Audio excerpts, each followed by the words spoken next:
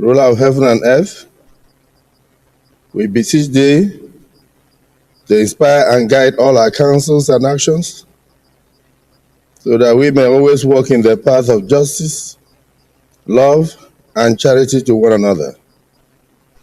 Help us with thy grace to do only those things that will promote the unity, happiness, and prosperity of Nigeria. Amen.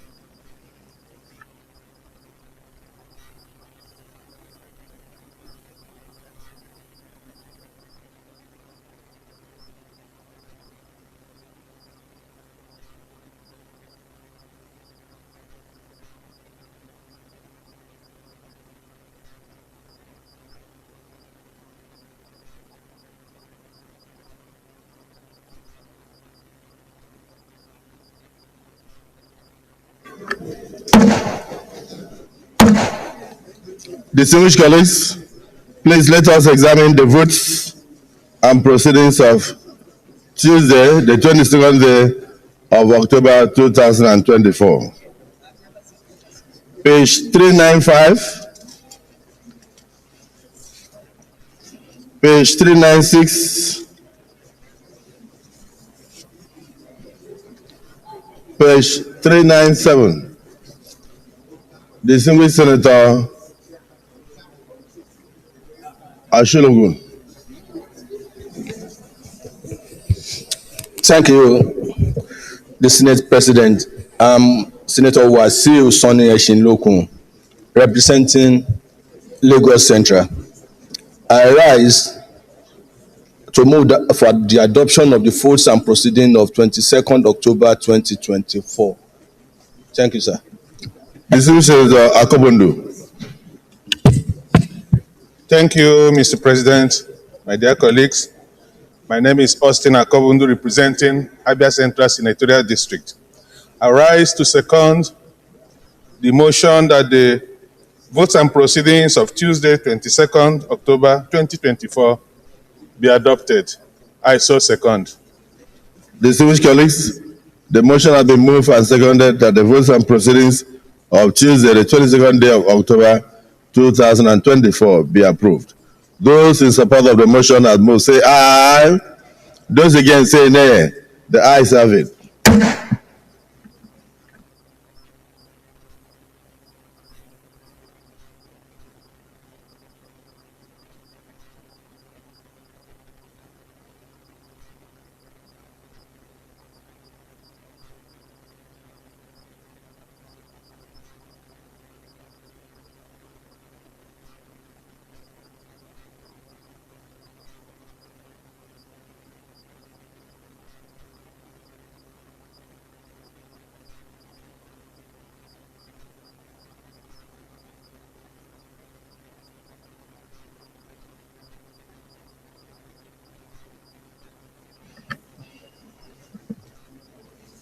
Distinguished colleagues,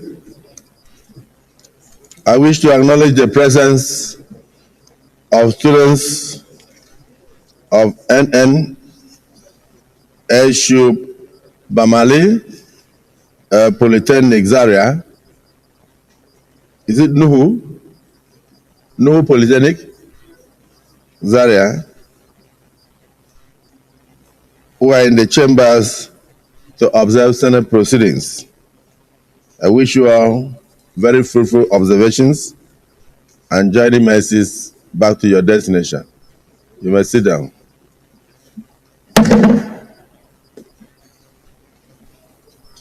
Distinguished colleagues, we are also privileged to have the students and staff of Flashy James Academy, Abuja. They are also in the chambers to observe Senate proceedings. We welcome you. We wish you fruitful observations and journey mercies back when you are going. You may sit down.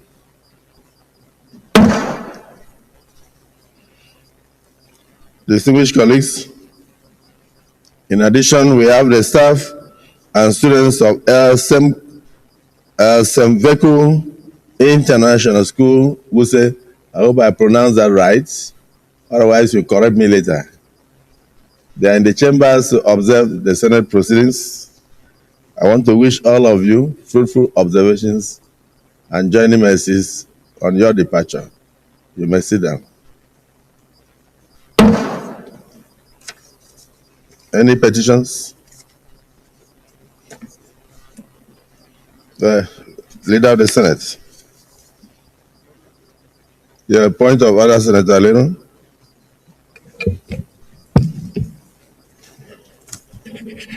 Order 42, Mr. President.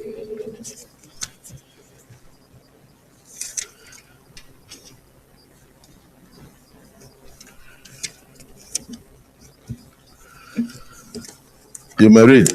Yeah. What order? So, thank you. Order 42. For 42. the indulgence of the Senate and the leave of the President of the Senate, a senator may make personal explanation, although there may be no question before the Senate, but no controversial matter may be brought forward, nor may debate arise upon the explanation. The terms of the proposed statement shall be submitted in detail to the President of the Senate on his leave to make it sought. Yes. Thank you, Mr. President. Distinguished colleagues, Senator Lero Yeah. approached me that he has a personal explanation to make. And in line with Order 42 of our rules, it will not require any debate, and he is not going to bring up any controversial issue. Is it the view of the Senate that he be allowed to proceed? Those in support say aye. Those against say nay. The ayes have it. Distinguished, you may proceed. Thank you, Mr. President, distinguished colleagues. You could recall earlier this week, Senator Sani Musa brought a motion on the broken bridge at Rara and Zungeru bridges in Niger and Kebbi State.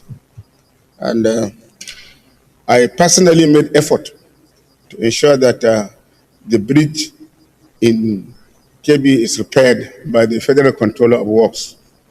He responded positively by sending a contractor who is working at a very close range.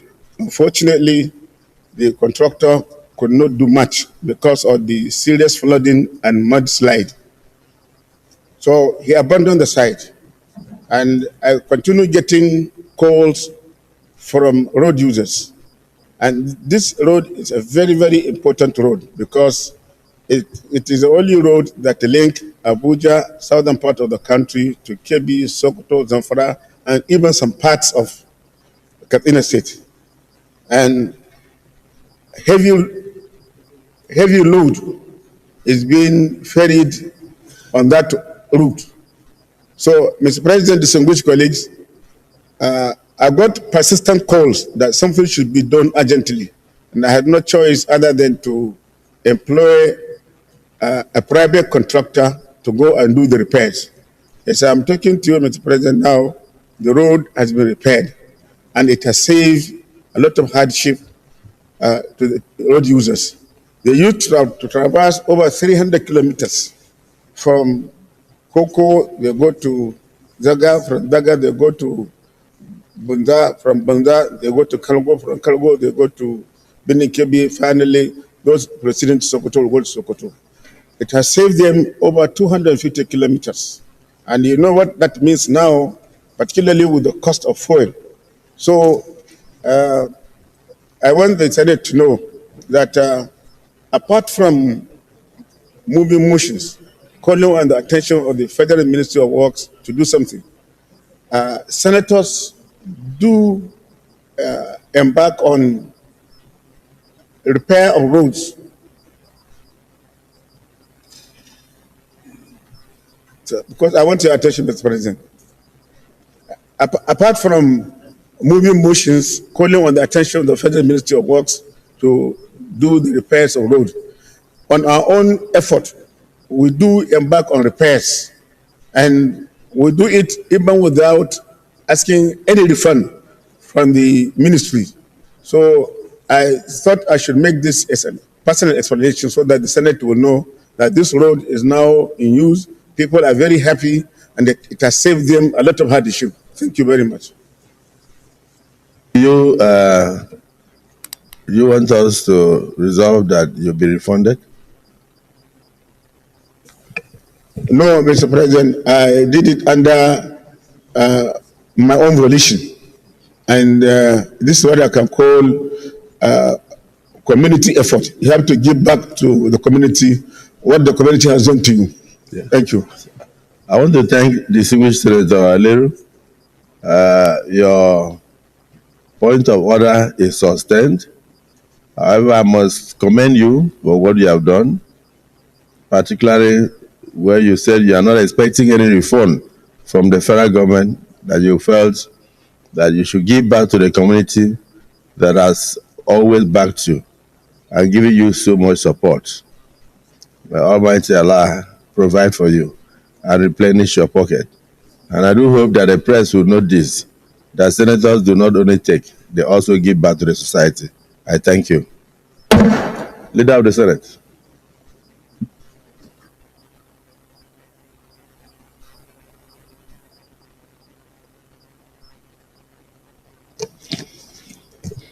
Mr. President, distinguished senators of the Federal Republic of Nigeria, the first business of the day is the presentation of a bill standing in the name of most distinguished Senator Akpabio, God's will, Obot.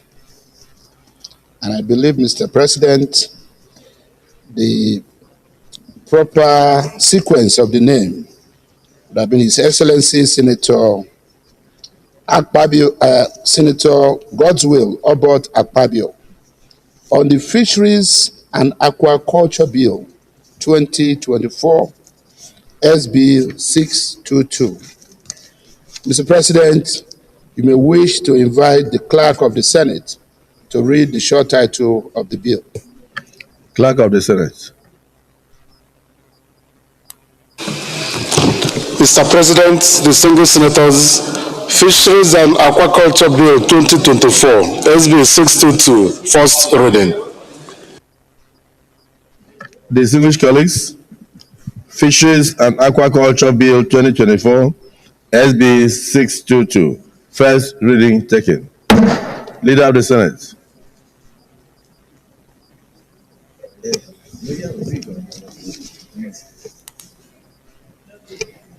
Mr. President, very distinguished colleagues, the second business of the day is the presentation of a bill standing in the name of most distinguished Senator Osita Ungo on the National Entrepreneurial Development Institute Bill 2024 SB 479.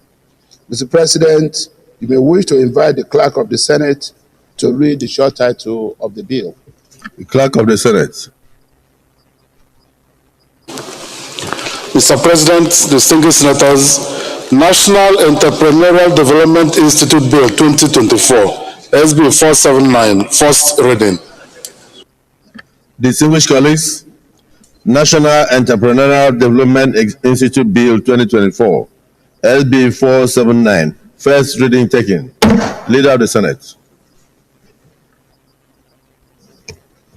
Mr. President, distinguished colleagues, the third business of the day is the presentation of a bill standing in the name of most distinguished Senator Izunaso Osita on the Public Infrastructure Maintenance Bill 2024, SB 618.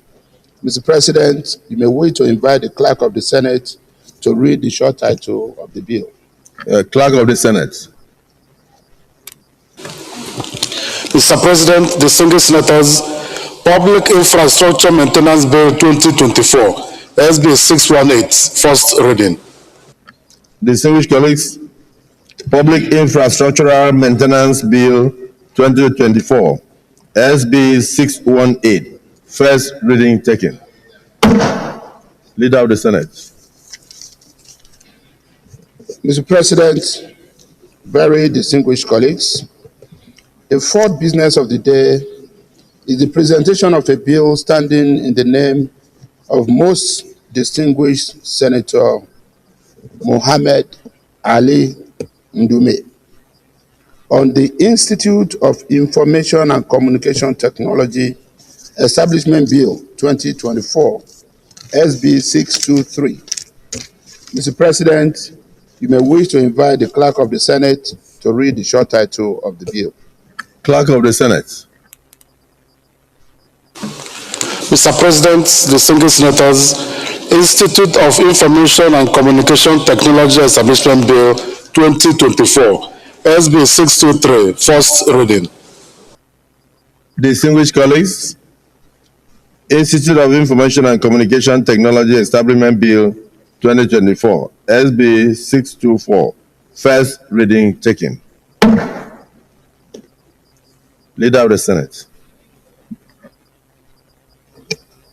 Mr. President, distinguished colleagues, the fifth business of the day is the presentation of a bill standing in the name of most distinguished Senator Rufai Sani Anga on the Federal University of Agriculture, Kura, Kano State, Establishment Bill 2024, SB 624. Mr. President, you may wish to invite the Clerk of the Senate to read the short title of the bill. Clerk of the Senate. Mr. President, distinguished senators, Federal University of Agriculture, Kura, Kano State Establishment Bill 2024, SB 624, first reading. Distinguished colleagues, Federal University of Agriculture, Kura, Kano State, Establishment Bill 2024, SB 624, first reading taken. Leader of the Senate.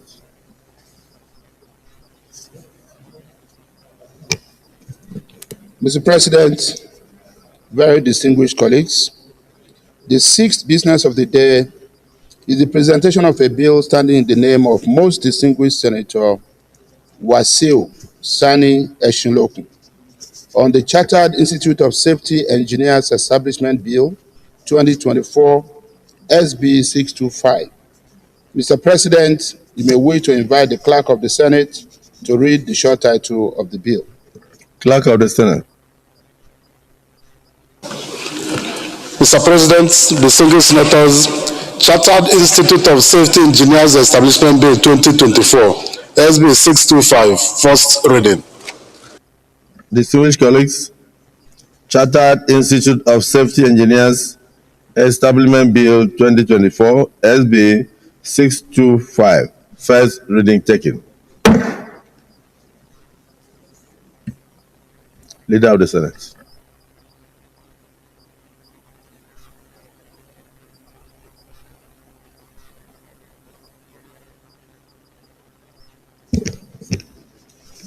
Mr. President, very distinguished colleagues, the first order of the day is the presentation and adoption of the Conference Committee report on the Nigeria Maritime University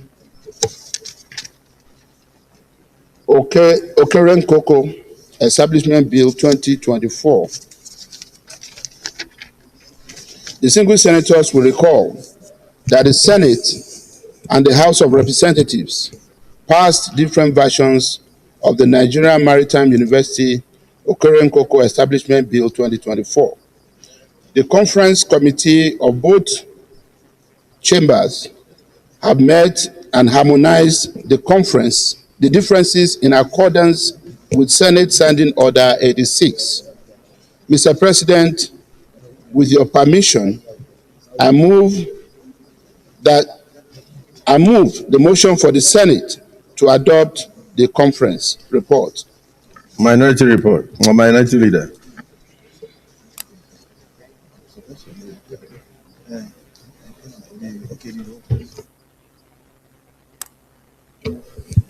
Mr. President, distinguished colleagues, I write to second the motion moved by the Senate leader. I so second. Distinguished colleagues, the motion has been moved and seconded. Those in support that this report be taken say aye. Those against say nay. The ayes have it. Leader of the Senate, you may proceed to lay your report.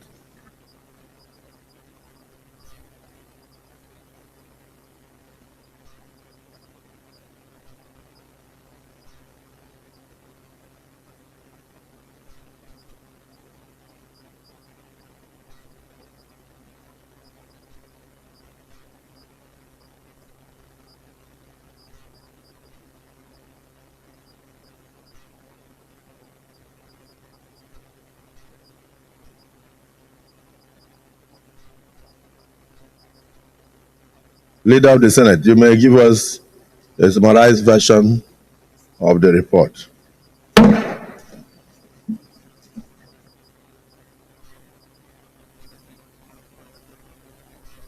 Thank you, Mr. President.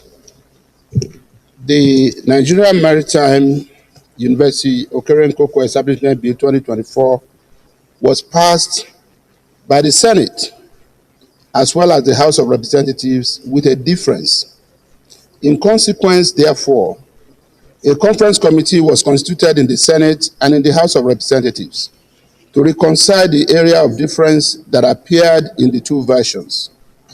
The mandate of the conference committee, therefore, was to harmonize the area of difference that was observed in the two versions of the bill, as passed by the two chambers, and make appropriate recommendations for approval by both houses of the National Assembly.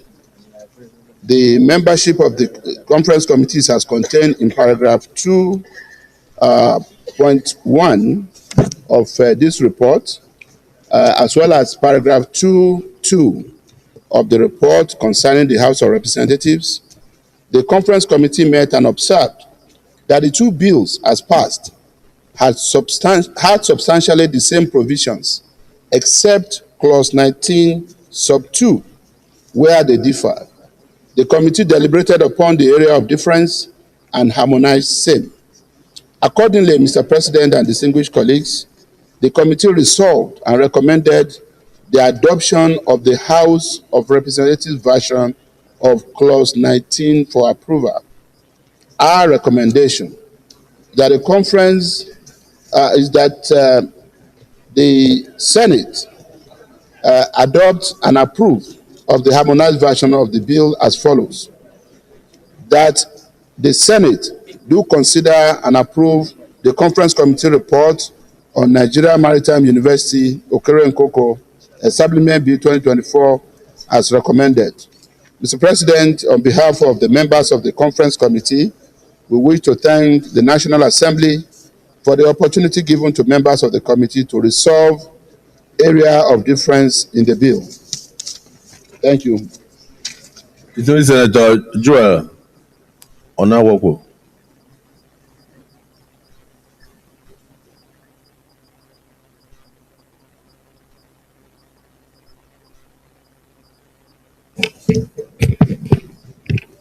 Mr. President, distinguished colleagues, having read the report of the conference committee, I stand to move the motion that this conference committee, as presented by the Senate leader, be accepted.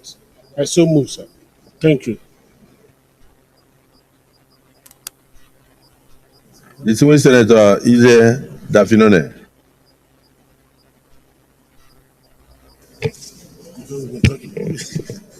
Thank you, Mr. President, distinguished colleagues.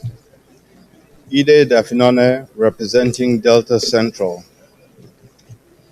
I rise to second the motion that the report of the Conference Committee on the Nigeria Maritime University, Okeren-Koko, be adopted by this House. Thank you, Mr. President.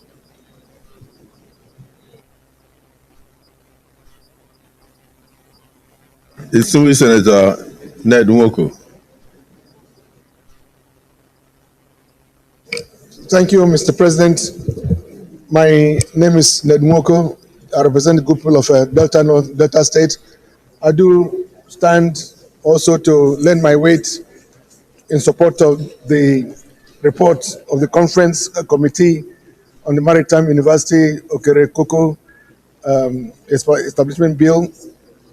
Mr. President, there's really nobody here that I know that would be against such a bill, and I urge my colleagues all to lend their weight so as to ensure the passage. Thank you. Distinguished colleagues, is there anybody opposed to the adoption of this report? No. Therefore, I put the question.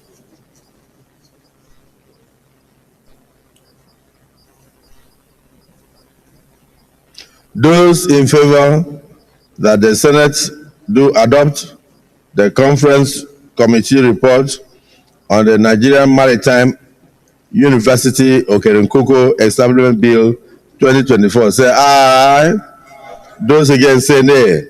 The ayes have it.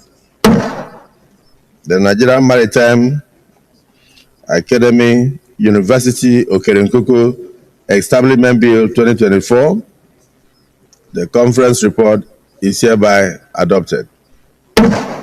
Leader of the Senate.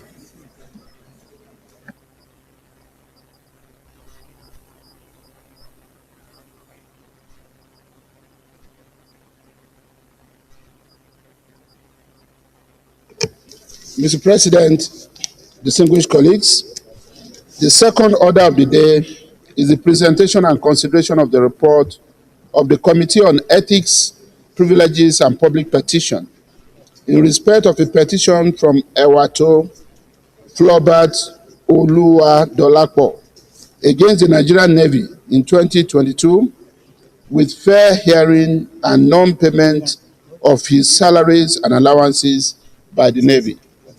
Mr. President, you may wish to invite distinguished Senator Imasuen Neda Bernard to move the motion for the Senate to consider the report of the committee. Distinguished Senator Imasuen Neda.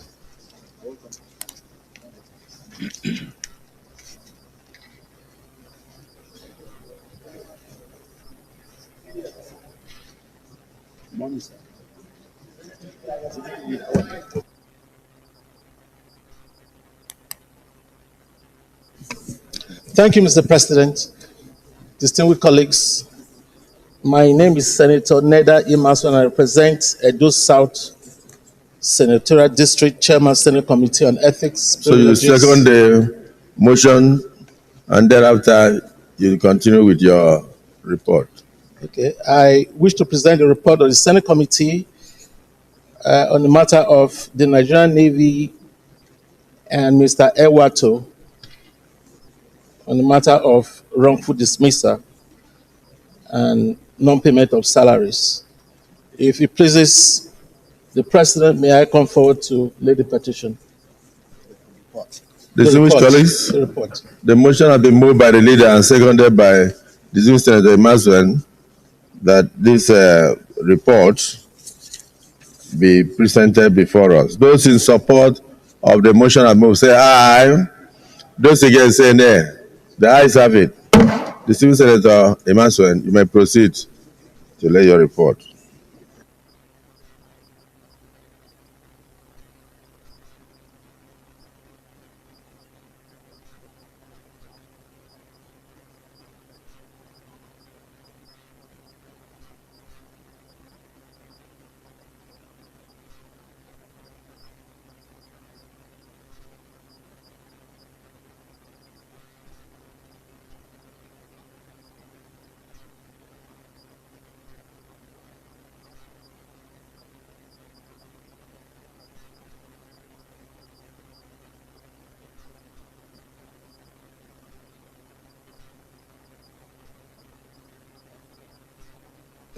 Mr. President, distinguished colleagues, this petition was referred to the House on Thursday, 20th July 2023 by distinguished Senator Abiru M. Adedokunbo, Lagos East. The petition speaks of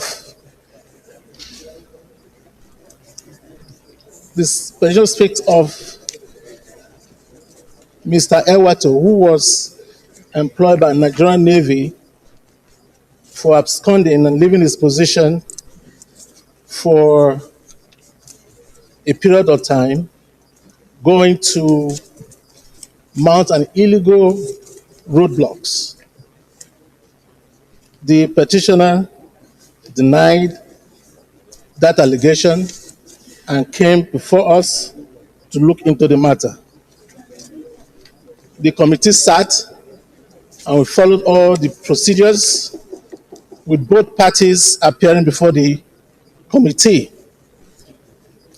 It was our findings distinguished colleagues, that Mr. Flubert Ewato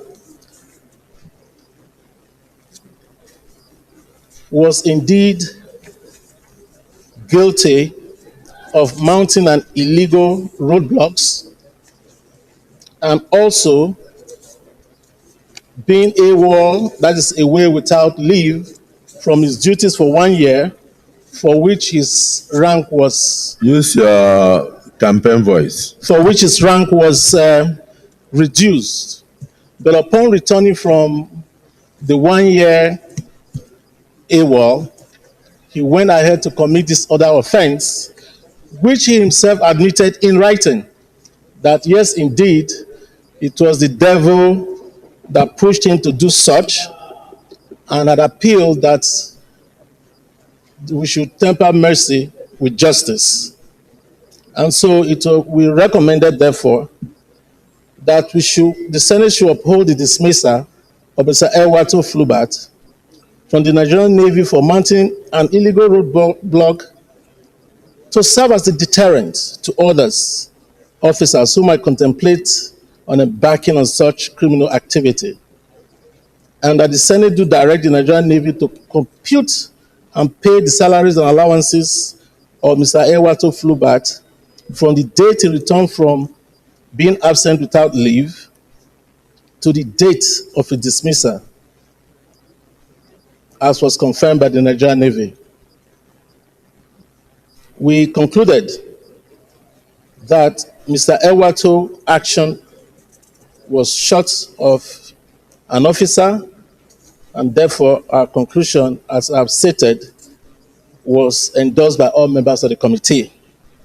In conclusion, Mr. President, most distinguished colleagues, on behalf of the Senate Committee on Ethics, Conduct, and Public Petition, I wish to express our profound gratitude for allowing us to serve in this capacity. Thank you, Mr. President, and distinguished colleagues.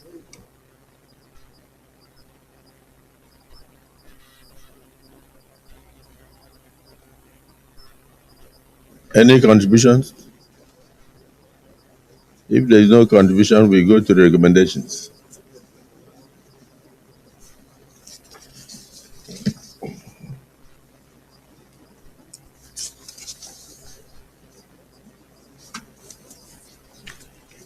Recommendation 1, that the Senate do uphold the dismissal of Mr. Ewato Flubert Dolapo from the Nigerian Navy for mounting an illegal roadblock to serve as a deterrent to other officers who might contemplate embarking on such criminal activities.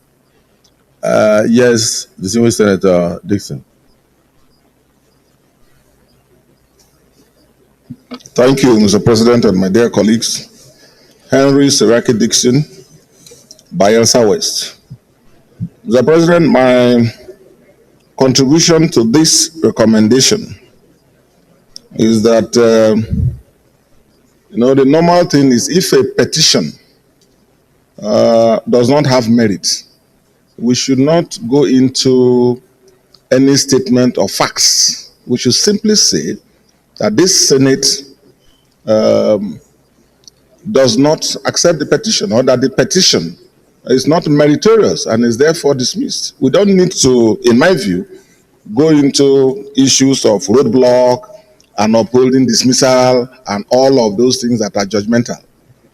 I thought that the purpose will be served if we say that the Senate dismisses the petition, or that petition lacks merit. That's all. So we don't go into, because we are not a court of law that addresses issues of facts and so on and so forth. So if it doesn't merit our intervention, we simply say the petition lacks merit. The Senate dismisses the petition because it lacks merit, full stop. We shouldn't talk of dismissal, roadblocks, upholding this and that, because the man may go to court, and then what we do may be subject to contentious facts. Thank you.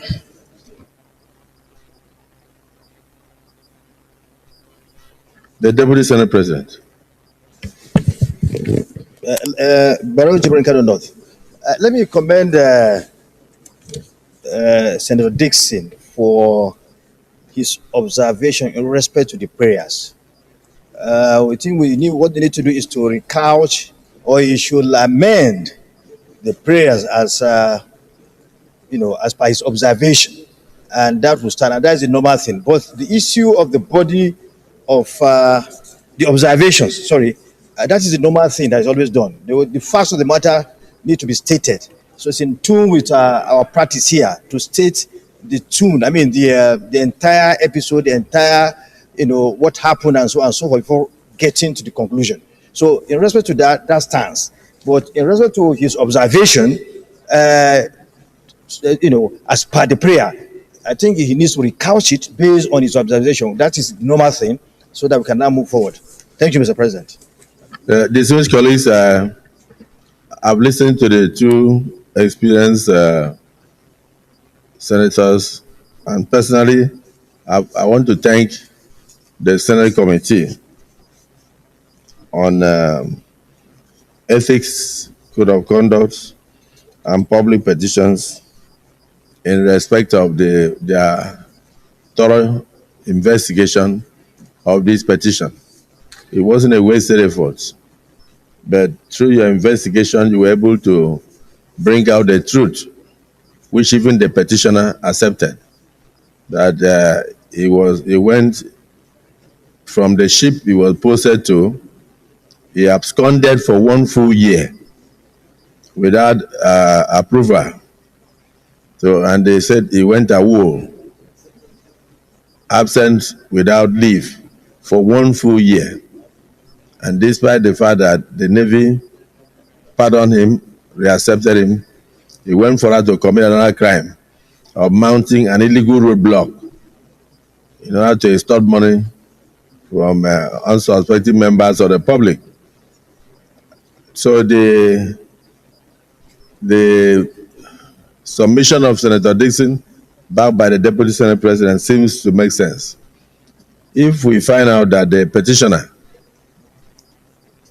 committed the first offense and was pardoned and committed the second offense of a criminal nature and was dismissed from service, recommending that he should be paid salaries for the period he went on he went away, that is absent without leave for 1 full year. We'll look as if we are going into extraneous matters, and we are giving him an opportunity to go to the Senate. So I want to give the opportunity to the chairman of the committee, who has done a thorough job, to recount the entirety of the recommendations. It should just be one line that either the petition has merit or does not have merit, so the Senate can move on. Distinguished Senator Emaswen. Thank you, Mr. President.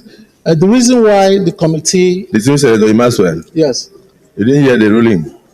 The Senate's decision is that you should recouch your recommendation. Let it be one line recommendation, that either the petition has merit and is upheld, or the petition does not have merit and is dismissed. So the Senate can move on. All right. Please proceed in that line. Distinguished President and distinguished colleagues, the recommendation of the committee is to dismiss the petition of the petitioner for lacking in merits. Yes. Thank you. Thank you. Thank you. Any seconder? Yes, distinguished Senator Kaka. Mr. President, distinguished colleagues, my name is Kaka Shehu Lawan. I represent the good people of Borno Central Senatorial District. I rise to second the motion ably moved by the Chairman of Ethics and Privilege that the petition lacks merit and same be dismissed. I so second. Thank you, sir. Thank you. Distinguished colleagues, the motion has been moved by the Chairman of Ethics, Code of Conduct, and Public Petitions, that the petition of Mr. Ewato Flobert Oluwadolapo against the Nigerian Navy lacks merit and therefore should be dismissed by this August Assembly. and is seconded by distinguished Senator Kaka. Those in support of the recommendation say aye. Those against say nay. The ayes have it. Accordingly, the report of our committee is upheld, and the petition of Oluwadakpo is hereby dismissed by the Senate for lack of merit. Leader of the Senate.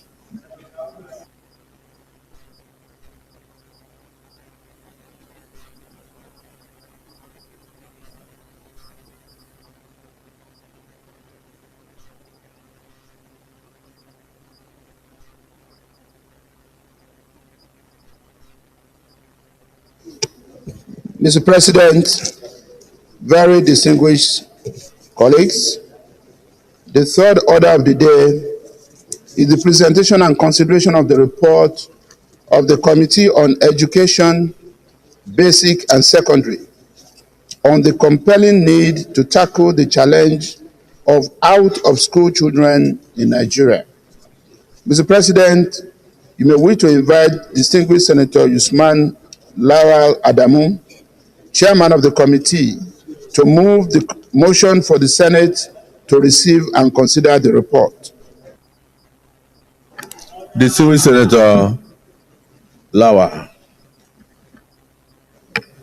Mr. President, distinguished colleagues, my name is Senator Lawal Adamu Usman, representing the good people of Kaduna Central.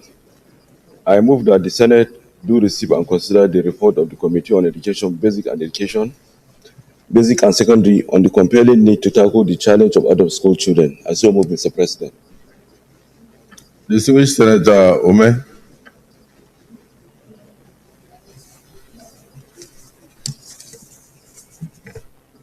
Thank you, Mr. President.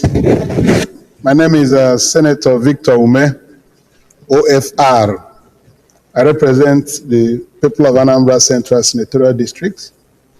Mr. President, I rise to second the motion that the Senate do receive the reports of the Committee on Education, Basic and Secondary, on the compelling need to tackle the challenge of out-of-school children in Nigeria. I so second. Distinguished colleagues, the motion has been moved and seconded.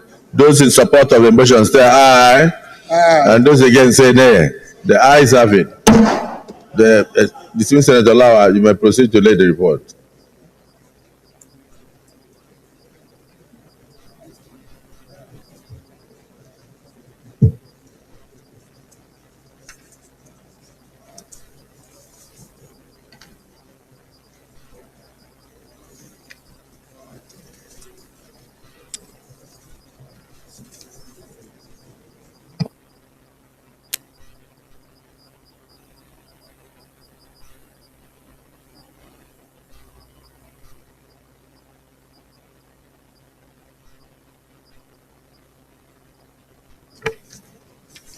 Mr. President, distinguished colleague, the Senate at its sitting on Wednesday, 20th March 2024, debated a motion moved by Senator Olariti Idiat, Adebule, Lagos West, on the compelling need to tackle the challenge of out-of-school children in Kindly Nigeria. speak to the microphone so that we all can hear. The Senate at its sitting on Wednesday, 20th March 2024, debated a motion moved by Senator Olariti Idiat, Adebule, Lagos West, on the compelling need to tackle the challenge of out-of-school children in Nigeria, and mandated the Committee on Education, Basic and Secondary to engage the Federal Ministry of Education with a view to paying special attention to the issue of out-of-school children, with the ultimate objective of drastically reducing the number. Mr. President, distinguished colleague, the committee had written interaction with the Ministry of Education, consider and approve a report on 18 July 2024 for consideration of the Senate. The report having I wish to refer my distinguished colleague to the page 6 of the report, where we have the committee observation and recommendation. The committee considered the submission from the Ministry of Education and observed that there is urgent need to hit the ground and activate the roadmap of the federal government on curtail the out-of-school children. No tangible action has been taken by the ministry considering the out-of-school children since 2024 notwithstanding its relevance. There is no reliable data to date on the out-of-school children. This deserves urgent attention to tackle the menace. Out-of-school children is a national phenomenon, especially with the viewed form of insecurity, kidnapping, and banditry all over the country, number and status of which varies from state to state. But the focus on tackling it over the years has been in a few states. There has not been synergy or roadmap with the state government on out-of-school children. Our recommendation: the committee recommends that the Senate do urge the federal government to expand and implement the school feeding program to attract attendance of children to school and support their health and well-being. Urge the federal government to design an inclusive national policy on education that will energize the national and sub-national government to tackle responsibility and ownership and provide improved security safety of school at their levels. All the Federal Ministry of Information and National Orientation Agency, community and religious leaders, and all relevant agencies to embark on national sensitization aimed at identifying and enrolling out-of-school children. All the national legislators to liaise with various state and local governments to ascertain accurate data of out-of-school children for adequate planning and funding. All the executive to allocate and timely release adequate funds to the Federal Ministry of Education and other relevant government agencies charged with the responsibility tackling of out-of-school children to reduce it to the barest minimum within the timeline 2024 to 2027 for execution of the Education Renewal Hub agenda of the present administration. In conclusion, addressing the issue of out-of-school children in Nigeria demands constant joint effort of government at all levels, national and state, local government, traditional ruler, parent, development partners, civil society organizations, and stakeholders in education. Ensuring security, improved education infrastructure, enhancing teachers' training, accurate data management, adequate funding, monitoring, and updates. Collaboration with state and local government are all crucial in this regard. The committee therefore invites the Senate to consider and approve the recommendation contained in this paragraph. Thank you, Mr. President.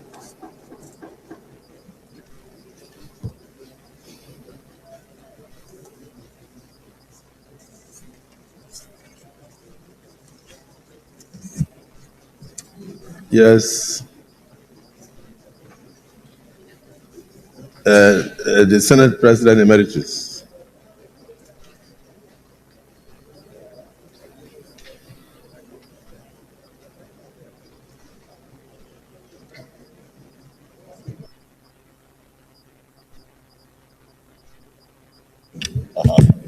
Thank you very much, Mr. President, distinguished colleagues. I'm alone, I represent Yobe North. Mr. President, I want to make some comments on the recommendations. These comments are of general nature. I believe that the Federal Ministry of Education in Nigeria has no national policy on out-of-school children. Mr. President, the National Council on Education must have a clearly spelled out national policy on out-of-school children. We have 20 million out-of-school children, and in fact, could be more.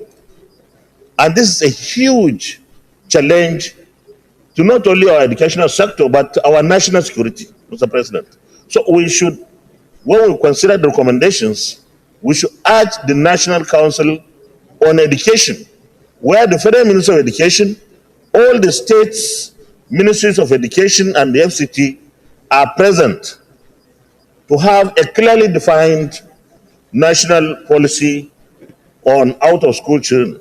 The second thing, Mr. President, in the recommendations is recommendation 5, where that's on page 7, where our committee, and I must commend the committee for a very good job, is talking about the release of funds for dealing with this issue.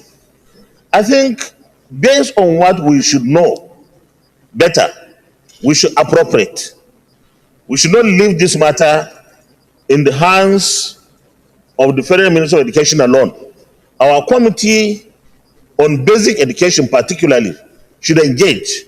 And then in the 2025 appropriation bill, something tangible, something meaningful and reasonable and significant should be made available. Lastly, Mr. President, distinguished colleagues, we are talking of feeding, the school feeding program.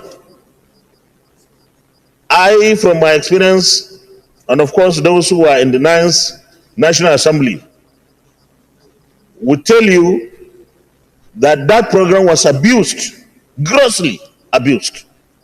Even when COVID kept everybody in their residences, expenditures were incurred on feeding people who were not in schools. That means that the program is prone to abuse and manipulation. So we need to look at how to make it foolproof if we must continue with school feeding program. Thank you very much, Mr. President. Yes, distinguished Senator Dixon. Henry Siraki Dixon, Mr. President and my dear colleagues, and I represent Bayelsa West. Firstly, I want to commend the very thorough work done by our committee that has been presented to us, and also commend the efforts of distinguished Senator Adebule, who raised this as a very urgent matter and indeed a very serious issue of national concern. Mr. President, general comments and then few remarks on the recommendations. The crisis facing our educational system is at the core of insecurity, is at the core of leadership failure, is at the core of a lot of issues affecting the development of this country. And one of the most important contributions this Senate can make in our national development efforts is to ensure that we get to the root of this. Not just addressing the issue of out-of-school children, which is very important, but also the crisis facing the educational system generally. All of us who went to schools 30, 40, 50 years ago know the kind of education that was available for the rich as well as the poor. There was a time when students from all over Africa and even beyond took pride in coming to this country to attend our universities, primary, secondary, and tertiary. So, Mr. President, as we discuss this issue, let's not limit our contributions only to the issue of out-of-school children. Very important, but we should use this opportunity, in my view, to undertake a comprehensive overview of the crisis facing our educational system. And bearing in mind the fact that, rightly so, in our federal system, the issue of education is on the concurrent list. Yes, it's on the concurrent list. So there's not much really by way of legislative intervention that we can do. Yes, we have a role to play, and which is why in the area of recommendation, Mr. President, I think we should not get tired. We should rise to the occasion and have a conversation with the leader of the executive arm.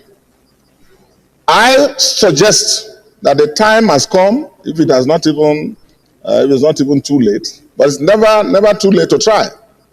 We should move for a national conference, kind of. Maybe not a conference, but a summit. We need a summit where you have the stakeholders at the sub-national levels. And it will be nice, Mr. President, if this Senate and the National Assembly under your leadership will take the lead in this. Because this issue is at the core of insecurity. For those of us who have had an opportunity to serve at other levels, we know the differences we made by investments in education, by building schools as we did, by introducing even boarding schools for the first time for some of us as I did, by introducing the Tertiary Education Loans Board, which happily Mr. President has replicated at the federal level. That's why I enthusiastically supported it. By introducing the Education Development Trust Fund in my state, where a compulsory levy was put, and the various schools, primary, secondary, and making even feeding, even clothing free in those schools. 30 seconds left. So this is with what we have. We know what investing in education can do beyond putting people in schools, beyond building manpower, beyond creating future qualified, competent leaders. We are also addressing insecurity security problems. So my suggestion, lastly, before I take my seat, Mr. President, is that you should lead, have a conversation with the president and address. It's already starting to address it by the Students' Loan Board, which is going a long way in enabling students to access education. But let us have a summit where the governors, who are the heads of the sub-regional levels, will also be there with their own commissioners and policy makers, so that we can formulate a coherent national strategy. And then we can, as Senate President Emeritus said, back it up with appropriate legislation. Right now, there are states, unfortunately, in this country, unfortunately, where even with the monies available in UBEC, they can't pay their counterpart funds to access. This country has a framework for managing most of these things. But look at the UBEC funds. There are some states, incidentally, those are the states that are highly even implicated in the area of communal crisis and insecurity and banditry and so on. Because there's a clear link between investing in education and stability of our communities and our society and our country also. So, Mr. President, I think this is beyond education. It's beyond out of school children. You should take the lead and let the president be briefed and the state governors, so that we can all sit down as a country and fashion out an educational system that will work for all of us. Thank you very much. I do appreciate, but let us try and education is so wide. The report is talking only about out of school children, so we should try to limit ourselves to out of school children. DSP, I know when you raise your hand, I must recognize you. But Olamileko was the first. Since, do I have your permission to recognize it? Okay, granted. Olamileko. Thank you, Mr. President. Adiola Solomon Olamileko, representing Ogun West Senatorial District. Mr. President, let me also join my colleague in commending the committee for a job well done, but with some reservation. Mr. President, before I go into just the document that is before us, I strongly believe that there are some salient issues which we should ask ourselves. And I know for a known fact that the government, successive administration has done a lot in the educational sector. Even from the content of the reports, where you observe from the activities before the observation and the recommendation, it shows the committee in this document also show the effort of the government that has been done regarding the out-of-school children. But we are not looking at one important areas which all of us should ask questions about, which is at the subnational level. There are a lot of effort. For instance, the universal basic education, which you just mentioned. Mr. President, the rule about the universal basic education is that the government will provide certain part of the fund, while the state government will complement. But we have billions of naira lying fallow at the universal basic education, with the state unable to come up with their own counterpart funding to address all these menace we have under the out-of-school children. They cannot come up with the fund. And the federal government every year, because universal basic education in the budgetary allocation is on a first-line charge. It's a first-line charge item. So the federal government is providing their fund, but the subnationals are not coming up with their own counterpart funding, which is a problem. So, Mr. President, I want to say that the government is doing a lot of effort is being, as contained in this report.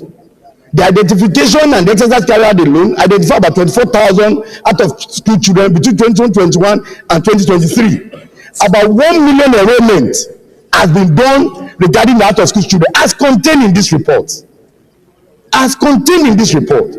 While the report also raises the challenges that is confronting, but in their recommendation, some of the challenges that were raised, they were silent on it.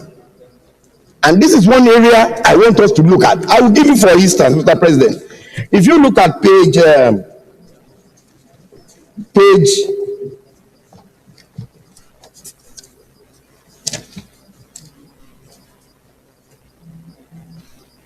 he said on page 4, he said the major factors responsible for the spate of the out-of-school children.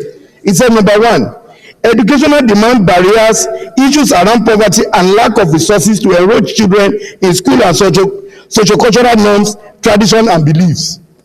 2, he said educational supply barriers, non-availability of sufficient classroom, deficit of qualified teachers, particularly in rural areas, teachers, guides and learning materials from the government. As we go to their recommendation, they were silent on some of these important items they have identified as the major barriers. So, Mr. President, I want to agree that yes, this is a menace in our hand which we need to tackle. But at the same time, we need to do more at the subnational level, because this is where it all started. As we speak, payment of the salaries of primary school teachers, even their arrears, and domicile with the local government authorities, is with them. So I think the subnational should do more in this regard. We should not put all problems, everything, at the doorstep of the federal government. Federal government is to come up with a national policy that will cover every areas regarding these out-of-school children, but we should call on the subnationals as well to do more to assist in this regard. So thank you, Mr. President. Thank you. Let me add, do you all have page 4? Because mine seems to have jumped to page 5. So please look at your... Yes. So the Deputy Senate President is on the line. DSP is on the line. Mr. President, thank you for recognizing me to say my comment in respect to this report. First of all, let me commend the committee led by Senator Lawan Adobu Usman for a wonderful job. Really? They did a good work in putting together this report. I commend them for doing so. And I feel compelled to make my comment in respect to this report, because the issue is really grave. It's a serious problem that if we leave it unattended to, it's a kind of time bomb. And once the bomb explodes, it's going to consume us, particularly the northern part of this country. Because the number of children that roam our streets without going to schools is really something that needs our attention. It's a serious problem. Serious problem. And it's a problem that is beyond, the solution is beyond the federal government alone or any type of government. It should have an all-inclusive attention. State governments, local government, federal government, traditional rulers, religious, leaders, and even parents, everyone, because everyone has a role to play. And I feel happy that the committee concluded by saying addressing the issue of out-of-school children in Nigeria demands concerted joint efforts of government at all levels, national, state, and local, traditional rural parents, development partners, and so on and so forth. Because federal government can't do it alone. State government cannot do it alone. Everyone has to come together. Everybody should come together. And when you go to the lowest level, the parents, there must be reorientation of those who feel that schools or education is not important. Let them understand. And the parents also, they should be, reoriented. They should have a reorientation in respect to knowing the fact that being parents, they have that duty on them to make sure that they train their children in the proper manner, prescribe the two religions, the two primary religions we have in this country, both Islam and Christianity. It really, gives that responsibility onto the parents to make sure that they take care of their children. So allowing kids to be roaming the streets in the first place is not something that is accepted by Islam. Without, giving them the proper care, it's not something that is accepted by Christianity. That has to be said loud and clear. The reorientation has to commence immediately so that parents will know that they need to do that. Then, of course, there should be an arrangement as clearly spelled out by Senator Dixon and Senator Solomon for the whole stakeholders to sit down and find out a solution to this problem. 30 seconds. So I still submit, Mr. President. I thank you for adhering to the time. 30 seconds and you married. Thank you. This is Senator Aliru. Okay. Well, Thank you don't you, have Mr. out-of-school children on that side. Distinguished colleagues, Mohammed Adamu Aliru, representing KB Central. Mr. President, let me start by going down the memory lane. As far back as the year 2000, the Universal Basic Education was launched by President Olusegun Obasanjo in Sokoto. Why Sokoto? Sokoto happens to be one of the most educationally disadvantaged states. And of course, the surrounding states like my own Kebbi, Zamfara, down to Katsina, and what have you.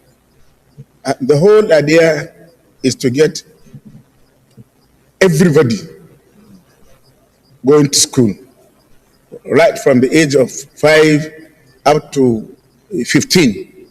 That's why we said universal basic education, primary, and also junior secondary school. And huge sums of money are budgeted every year. And counterpart funds were required by the state government. And unfortunately, Mr. President, in our constitution, like it's been said by other contributors, education is on the concurrent legislative list, where state and federal government can legislate. But we know that primary education, if you look at the constitution properly, rests with the local government councils. And we know what's happening to the local government council today. Their money is not being given to them. We debated here severally, even on the 9th Senate, there was even a legislation we made that money should be released directly to the councils. Unfortunately, it didn't see the light of the day. So there is very little the local government council can do. Now, everything rests with the state government. Some of them are not even interested in accessing the fund from the UBEC. Like Adola said, billions are now waiting. And Mr. President, we should make it very clear. States that are not interested in accessing this money should be given to other states that are interested. We can't allow the money to be lying waste. Some states have even passed legislation making it compulsory for every child to be in school. But unfortunately, they lack, the ability to enforce the legislation. And once there is no enforcement, nothing happens. And I agree with all those that said that out of school children is like an elephant in the room. It is the biggest security risk we have in the country. To be honest, I want to state very clear that Nigeria is the only country in the world where we have over 20 million out of school children. Over 20 million. This has been stated by the United Nations, and it has been said by National Bureau of Statistics. It has been confirmed by Federal Ministry of Education. But what have we done to really address the problem? So I agree that there should be a national conference on this. Let us call the governors, let us call our legislators, let us call our businessmen and sit under one roof and discuss this issue. It is so serious that we have to tackle it with all seriousness, Mr. President. Thank you very much. Thank you. This is Senator Bangira. Thank you very much, Mr. President. 1 minute. No, go on. I'm only giving you time. Oh, thank you very much. I thought you said you needed. Senator Babangida Hussein representing Jigawa Northwest. I think one of the major problems, I commend the report, but it wasn't all-encompassing enough. We have been talking about the issues of out-of-school children since the MDG goals. Goal number 2, MDG 2015 to 2030 was talking about 2000 to 2015 was talking about goal number 2 was about education. SDG goal 4 and 5 were talking about quality education and gender equality. These are key elements that should be captured in the report. And the principal driver of the MDG goals and the SDG goals were about 3 key elements. The EFA goals: equity, quality, and access. These are the primers and the movers of reducing the issue and the impact of out-of-school children. It's just a manifestation of a deeper problem. And until we are able to establish the propelling factors that drive children out of school, we will not be addressing the problem. In those days, you know, the government is responsible for exercise books, textbooks, instructional materials, quality teachers. The school environment is made attractive. But today, go to our primary schools and secondary schools, they are just a shadow of themselves, and they don't really inspire our young ones to go to school. So I think the report should be enlarged to encompass all the issues that will help us in understanding the phenomena. Secondly, the issue of lack of coordination between the national and subnational levels is very critical. Because if you want to address the issue of education, it has to be in a holistic manner, taken with drive, and such that every part of Nigeria will be a stakeholder in the process. So I think one very important element that we have to address is the issue of effective coordination between the nationals and subnationals. Be that as may, I appreciate the effort of the committee, and I look forward to a deeper and more specific report that will deal with the issues that I highlighted. Thank you, sir. This is Senator Bomai. Senator Lalong. You almost look like Bomai.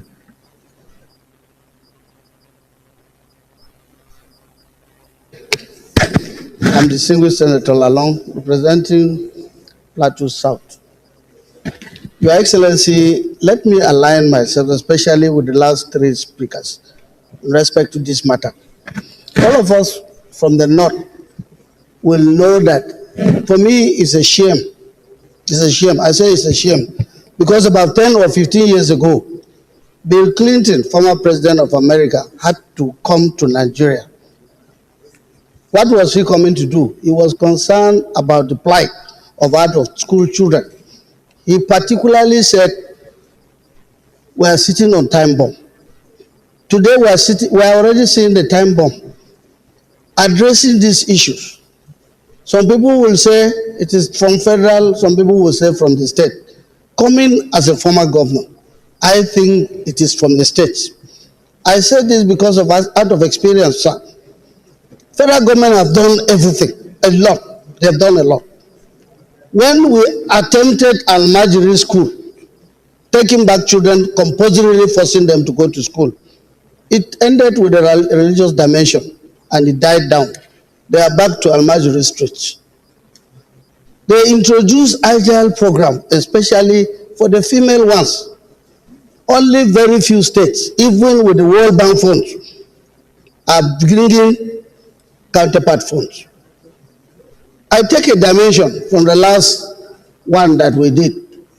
Mr. President, you have done your best, even commenting every time about actions on local government funds. Today, we are still seeing a different thing, like they mentioned. At one time, when we were governors, we recommended to the president, we say you must take some compulsion, you must do some compulsory measures. What was the time when he attempted? President Buhari attempted one. When parish funds came, parish, what do they call it? Parish funds came.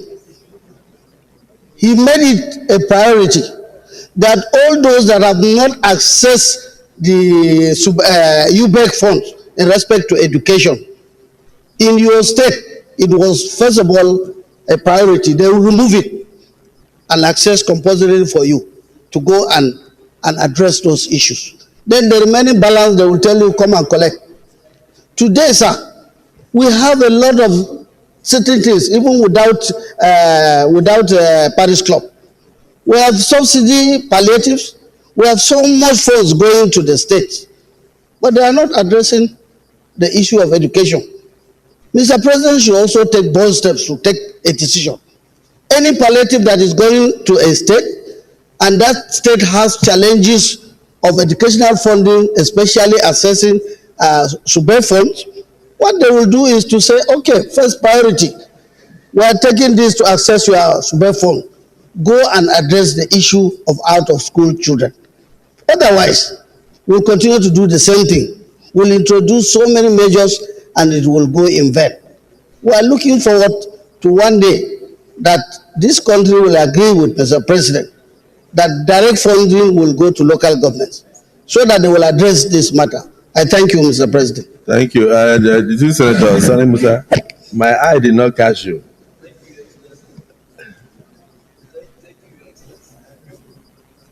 Your mic.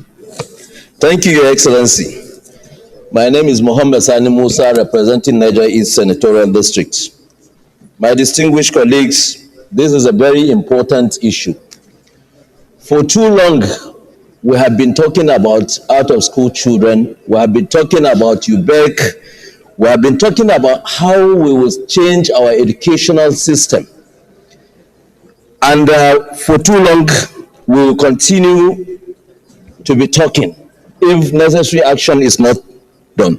If you look at the high socio-economic imbalances we have in this country today, if you look at state governments, this problem is not just today. This problem has been there. Lip services have been paid to the issue of education. Today you go to other, even African countries today, you see how they manage their primary schools.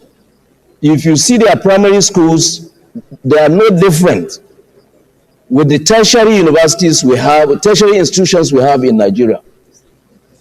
Go to Morocco and come back and see how their primary schools are.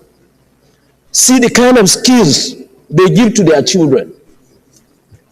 And we are here, we are leaders, but we every day stand to pay lip services to these issues. When funds are appropriated, when state governments are asked to give their counterpart, or when federal governments or World Bank, why should we even be taking money from World Bank to fund our primary education in this country? We embezzle the money. It's shameful. Go to see secondary schools, go to see primary schools. Not in one state, in all the states of this country.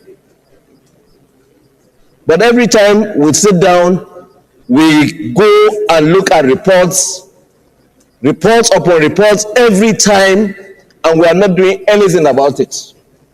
I will recall when they said in the northern Nigeria, the Almajiri system, the schools that we have, they are going to the convention, they are going to bring them up and put them together under the conventional system. They did as if it's going to work.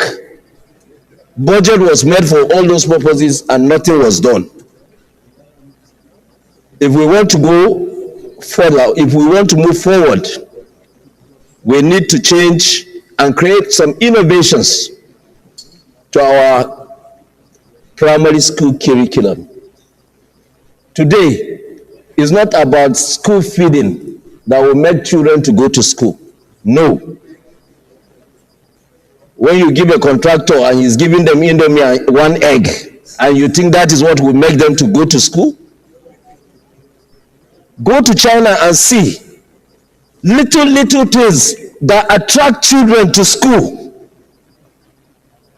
And those things that are attracting those children to school are also giving those children some kind of insights on how to innovate. This is what we need. We said we should ensure free education, basic education. That is primary school education. In 2024, we are talking of tens of thousands of little children out of school. This is very shameful. So I think this report is not enough for us to tackle this issue. We must address these things head on. State governors have to come to the table and be honest about taking care of this thing. Why should even federal government be involved in funding primary education? Why should it be?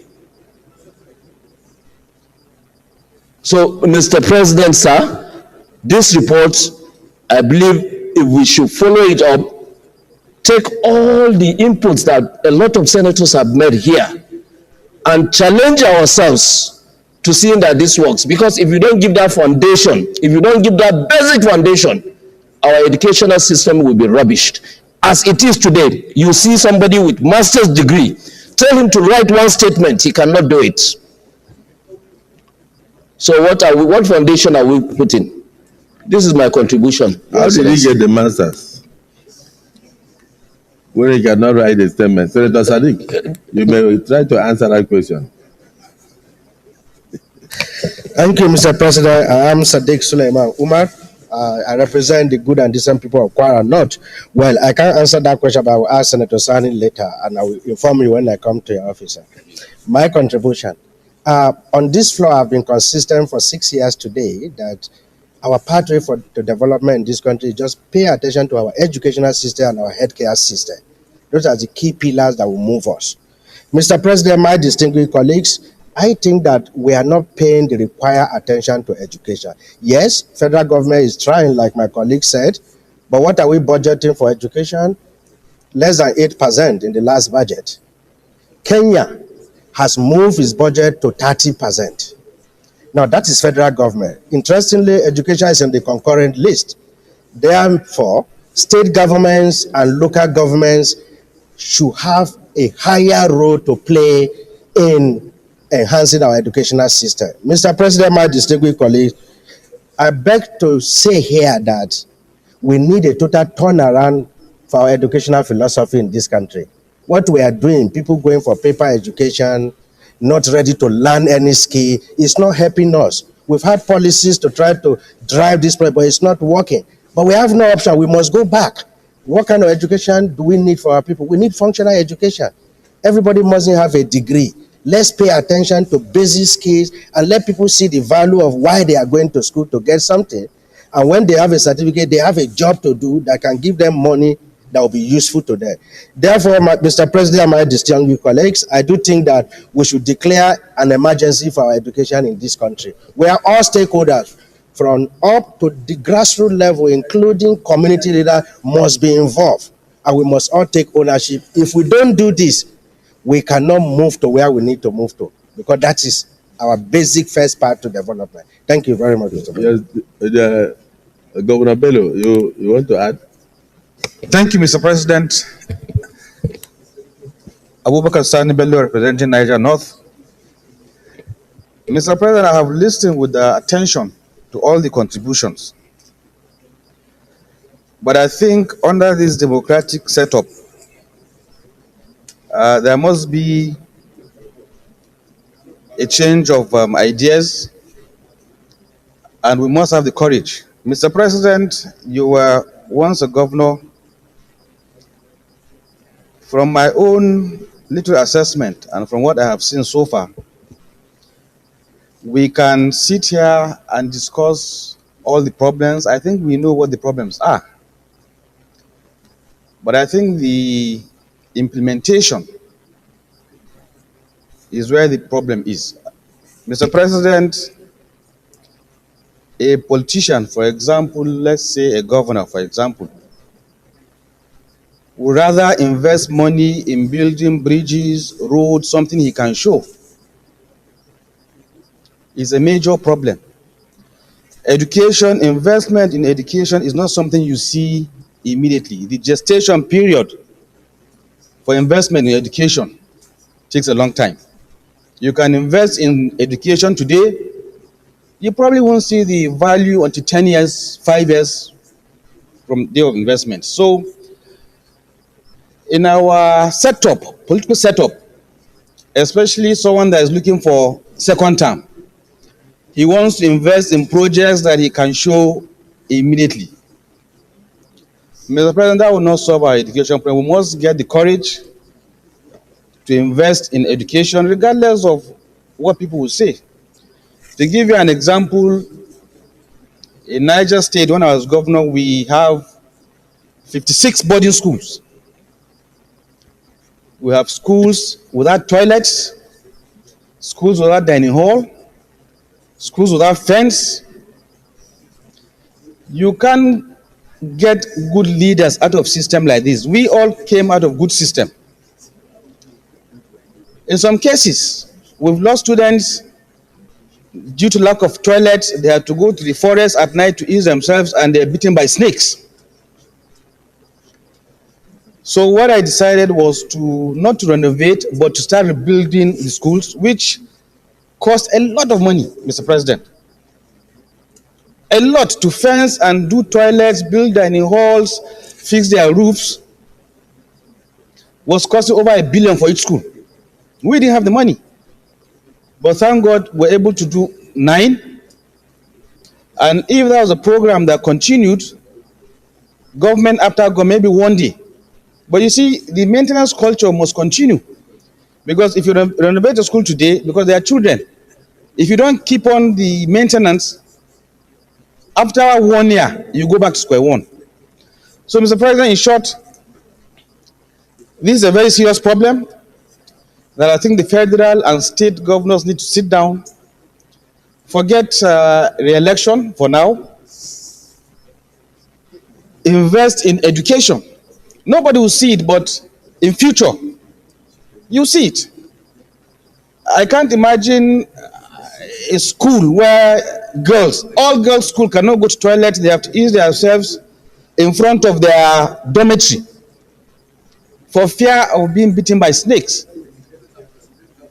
Imagine the health hazard and the stanch smell. So, Mr. President, I agree with all the intervention, but I think our conscience should judge us. Anybody that is in position today, I believe, was in school 30, 40 years ago, where in some cases, even in school, we're giving money for train. So, Mr. President, that's my intervention. I think we need to do more. I think there should be more discussion, roundtable discussion between the subnationals and the federal government. Even the issue of UBEC, Senator Lalong mentioned, is true. Some states have not accessed their UBEC funds for many years. In some cases, when they access, they divert it for something else. So I think there must be a robust discussion between the subnationals and the federal government to address this problem.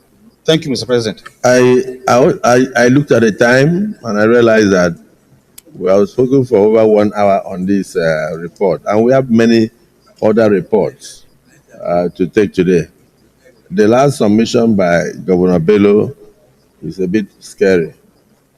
Our children are dying because of lack of toilets and then they struggle to go to the bush even in the night, and they are bitten by snakes. It's not something we should hear in the 21st century, but it's a reality. And that calls to question the activities of the various subnationals, because I haven't seen any primary school that one will say belongs to federal government. There is no federal government primary school, for instance. And over and above that, our committees in the Senate should be able to do more to visit these schools, take pictures, and make periodic reports. The Senate leader, we must have reports from committees. We must have quarterly report from committees so that we can assess what is going on and build on those reports. If we need to go on retreat, we need to go on roundtable discussions with all concerned stakeholders, we do so. Because I'm aware that in some states, children are sitting on the floor to obtain education, particularly at the primary school level. And there are some states that I saw where children were sitting inside water. Inside water. They carry their chairs they bring in their chairs from home, and then they put inside water because the classroom is flooded, and they sit inside there and they are getting education. So we would like to see such reports, and we would like to debate, and we would like to particularize those institutions, and then we would like to focus attention on ameliorating the plight of those children. I can tell you that unless we do proper oversight functions, it's not enough for us to charter plane to Sokoto to go and look at the road, the Badagry-Sokoto road. We should also be able to charter plane to go and look at a primary school in Nyanya or anywhere, but we are not doing that. So it's everybody's fault. The federal government may be doing enough, but if the idea of counterpart funding has become a problem, that those monies are lying waste for over 10 to 15 years, then we may have to think of whether to remove the idea of counterpart funding so that states can access those funds for the sake of our future. Because this is our future. Direct correlation with security of the nation, as you pointed out. So maybe we just take two more, and then we go. So we take Senator. You speak last, Chief Whip. Senator Neda, you've been raising your hand. After that, Senator Mongoro, then we close. Thank you, Mr. President, distinguished colleagues. I am Senator Neda Emerson from Edo South Senatorial District, and I'm very happy, Mr. President, for giving me this privilege to contribute to this debate on out-of-school children. Mr. President, I completely and totally align myself with most of the speakers, if not all of them. But I'm particularly happy because, as you yourself noticed, the federal government does not own primary schools. Primary schools belong to the local government, and we know that the role of the state governors so far to stifle the existence and functionality of these local governments have also contributed to the lack of access to quality schools, primary schools. As we all will agree, education is the basic rock of our society, and we must all put everything in place to make sure that we enjoy quality education. Mr. President, I completely agree that we should have a national summit to be headed by your humble self. I say so because you do have an experience as a former governor, and I know hitherto to you becoming the governor, your state, Akwa Ibom State, was not doing very well in education. But you visited that issue very squarely And today, Akwa Ibom ranks one of those states that are doing so well in education. And in spite of your contribution to education, you did other things. So for me, I'm also happy that former governors are here. And they're all telling us of their experiences while they were governors. But hopefully, though, they will be able to, as we draw from their experiences, those governors who are sitting will also hear from us. Because the issue of the second tenure, yes, if you ask yourself, if you do other things to secure a second tenure, what do you then do when you now have that second tenure? That 4 years that you have is enough for you to attack education and make sure that it's done squarely. So I would say that not until we pay attention to salaries for teachers, incentives for them to do their work properly, building of new schools and boarding houses, because boarding houses is where characters are formed. Boarding houses is where leaderships are formed. Boarding houses is where you have school prefects, house prefects, and the rest. And these are leaders of their various institutions that grow up to be leaders of society. We must pay attention to that and to dilapidated buildings that we find all around our schools. Thank you. Thank you. Mr. President, yes, finally, like I said, we urge you to take the leadership in this question, to lead this summit so that we can bring all the governors and all those who are in this industry to help us to agree and to forge a way forward. Not until we do that, Mr. President, we'll be dancing around as if it's an issue going back and forth. Thank you, Mr. President, for this opportunity. Thank you. We appreciate you, Senator Mongunu, and then we go into recommendations. Distinguished Senate President, distinguished senators, my name is Mohamed Tahir Monguno. I represent Borno North Senatorial District.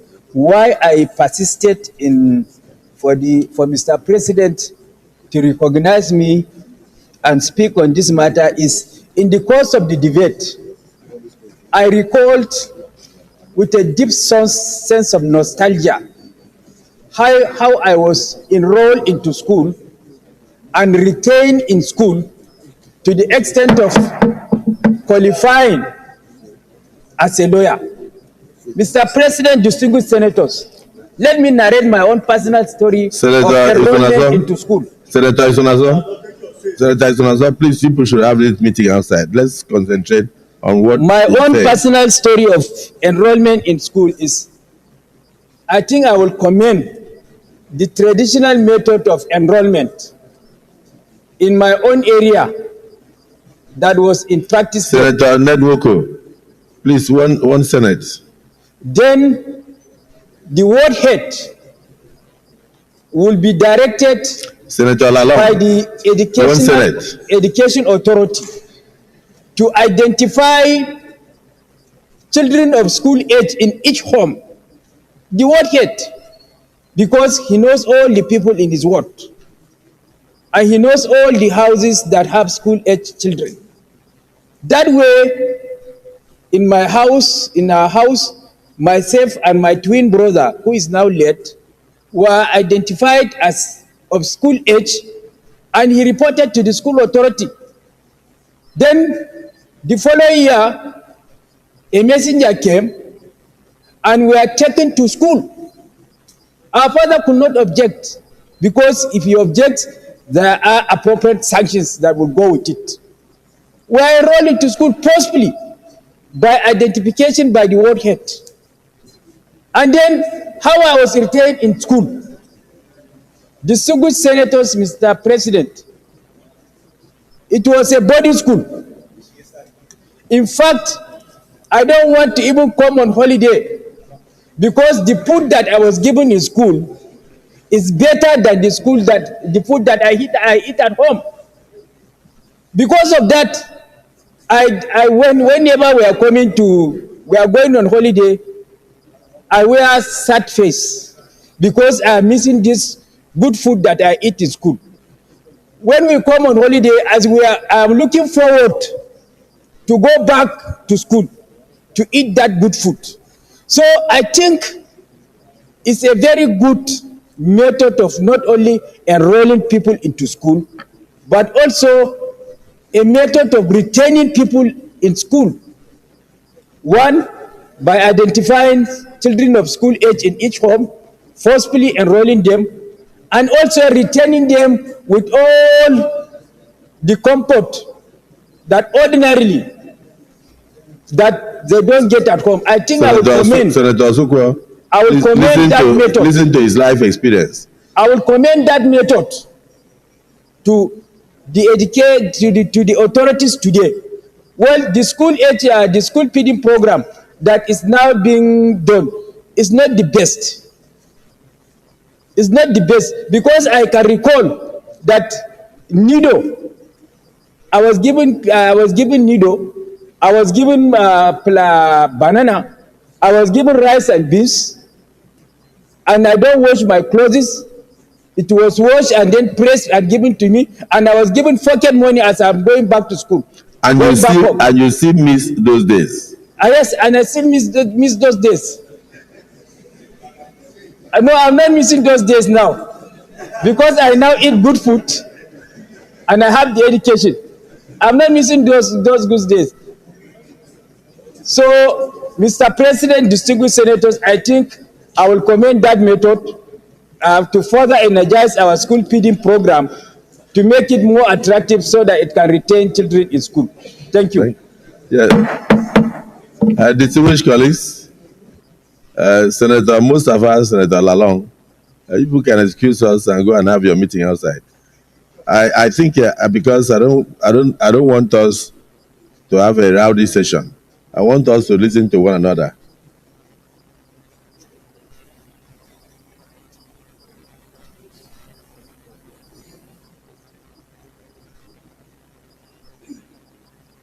Why I'm mentioning this is that this is Senate. Every word that comes from the mouth of an elder is something we can use to work on, legislate on, and move the country forward. This issue of out-of-school children is one of the most important and a major source of insecurity in this country. 20 million children that are out of school is a time bomb for any country.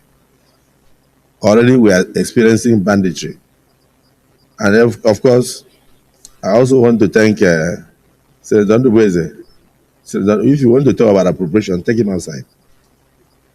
I just have to mention your names one by one now so that you know that here you have the decorum in the Senate. There is decorum in the Senate. I'm not impressed that people are not listening to one another. So why will he speak and others listen to him? When it is his turn, he's engaging you in appropriation discussion. Please, let's be serious here. This is a very important topic. I allowed 1 hour, 30 minutes, because if we can solve the problem of out-of-school children in Nigeria, over 20 million children that are out of school, those are potential bandits. Major danger. You can send your children to Cambridge, send your children to Harvard. They can't come back home. You can stay here as a senator, and your house is occupied by bandits at home. I have colleagues who are now ministers who are not been to some places in Borno for 5 years. They build houses, abandon those houses. It started from this out-of-school children issue. So that's why I allowed us to discuss it. It's a very major issue. So let us look at the recommendations and see where it falls short. We add, we amend, or we bring up an addition that can at least help us to make our input towards resolving these issues. Senator Goje, Senator Bello, Senator Lalong, and distinguished Senator Dixon, and a few others here with me, we've had the privileges of being governors in our various states. And we know that primary school education, basic education, belongs to even local government, assisted by the state. The salaries of primary school teachers are paid by local governments. That is why we applaud the Supreme Court decision that monies meant for local government should go direct to local governments. Should not be withheld, deducted, and used for other sources. So it's our job now as legislators to give verve to the Supreme Court decision. And like the Attorney General of the Federation said, I was in Calabar the other day when somebody stood up to give a lecture castigating the Supreme Court and all that, and I refuse to make comment because if you are not satisfied with the Supreme Court decision, you go to God. The Supreme Court has spoken, and it is our business to obey the Supreme Court. In the legislature, it's our business to tinker and work around the laws to make sure that that decision of the Supreme Court is not in vain. So these out-of-school children, if we have to make a legislation on the national, we must do so. So please, let's be very, very serious about this. You have children.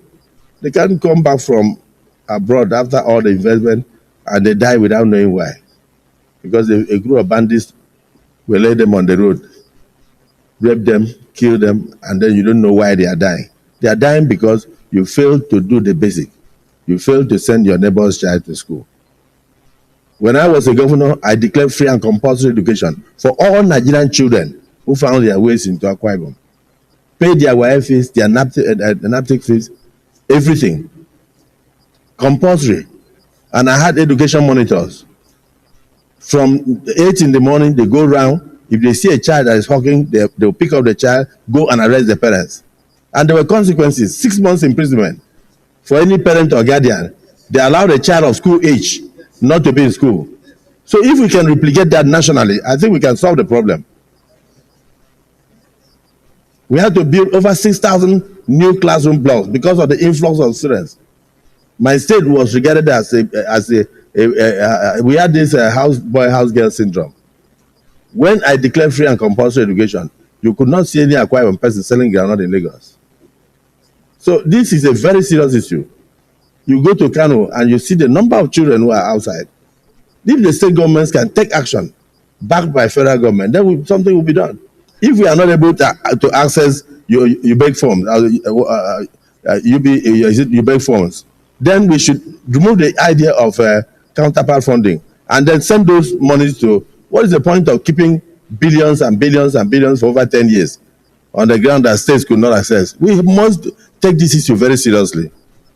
This is the core of the insecurity in this country. Recommendation 1. Mr. President, point of order. Sorry, Mr. President and my dear colleagues, I hope I won't bother you much on this issue today after this observation.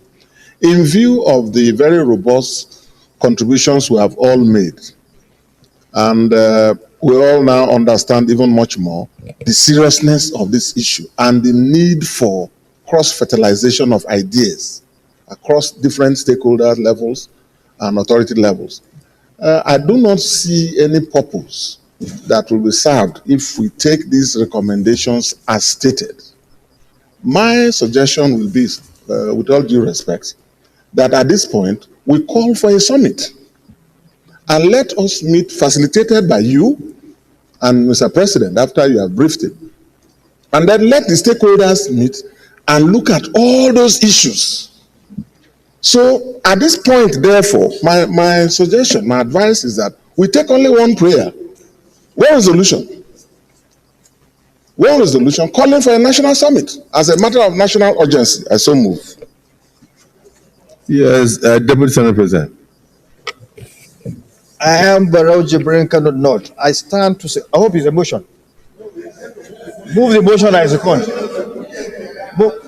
Okay, he has moved. I assume he has moved. No, he has not. You can move now. Okay, move. So that's a con.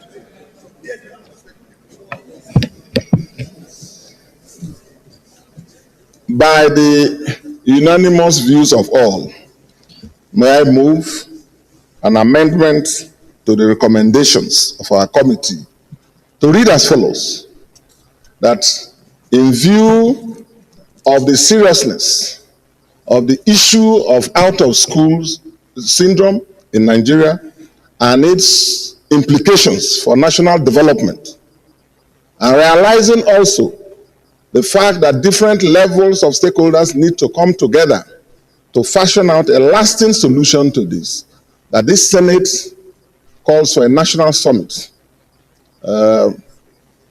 after briefing the leader of the executive arm. I so move. Mr. President, for recognizing me to second this very, very important motion. I, Barrow Jibrin, cannot not.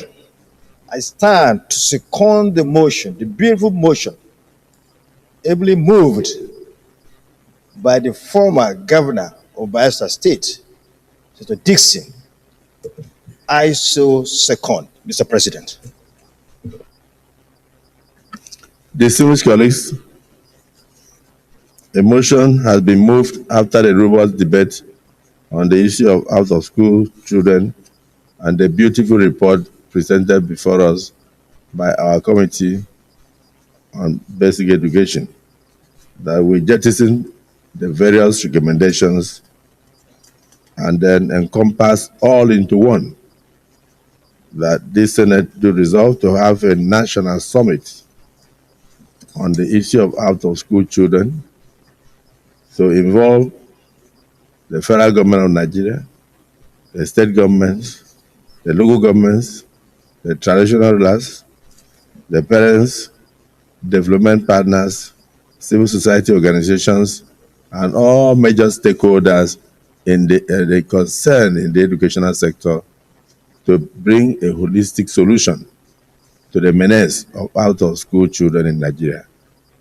That motion has been supported by the Deputy Senate President. And those in support of the motion say aye, and those against say nay. The ayes have it. I want to just thank my colleagues for taking this matter very seriously. I apologize to the chief whips. The chief whip, I had to take over your job to call our colleagues to order because of the seriousness of what we were discussing, so that we know, because this is clearly the future of Nigeria.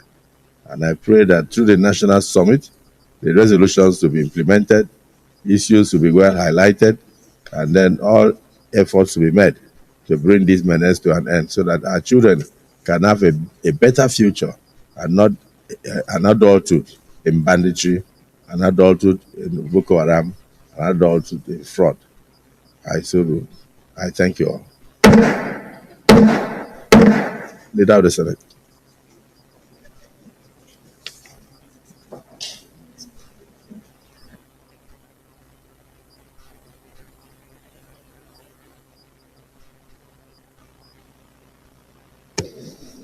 Thank you, Mr. President, and very distinguished colleagues. The fourth order of the day is the presentation and consideration of the report of the Committee on Health, Secondary and Tertiary on the National Eye Center, Doma, Nasarawa State, Establishment Bill 2024 SB 193. Distinguished senators will recall that the bill was referred to the committee on Wednesday, 8 May 2024. Mr. President, you may wish to invite most distinguished Senator Banigo Ikpalibo Hari, Chairman of the committee, to move the motion for the presentation and consideration of the report. Distinguished Senator Ikpalibo Hari Banigo. Thank you, Mr. President. Distinguished colleagues, I'm Senator Dr. Banigo, representing Rivers West Senatorial District. I rise to move that the Senate do receive and consider the report of the Committee on Health, Secondary and Tertiary on the National Eye Center, Doma, Nasarawa State, Establishment Bill 2024 SB 193. I so move.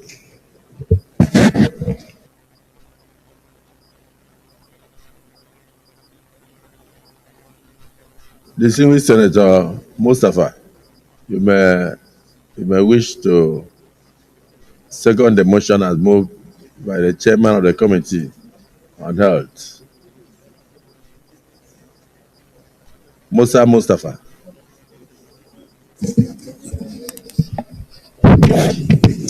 Your Excellency, distinguished Senate President, my name is Musa Mustafa from the Yobe East. I stand to second the motion submitted. So, sir. Distinguished colleagues, the motion has been moved and seconded that we do receive the report on health. Those in support of the motion say aye. Those against say nay. The ayes have it. The chairman, you may proceed to lay the report.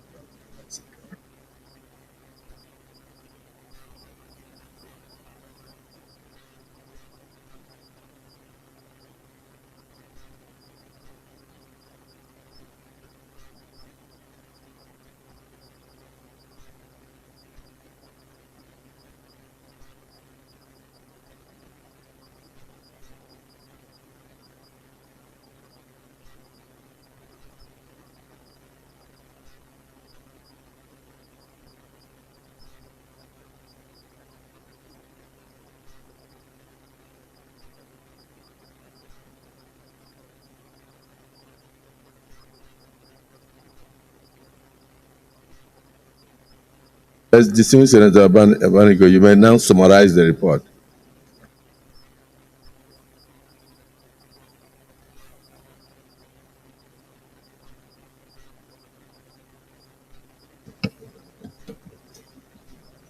The Senate of the Federal Republic of Nigeria, at its sitting on Wednesday, 8th of May, 2024, read for the second time the bill for an act to establish the National Eye Center, Doma, Nasarawa State, and for connected matters therewith, and referred same to the Committee on Health, Secondary and Tertiary, for further legislative action.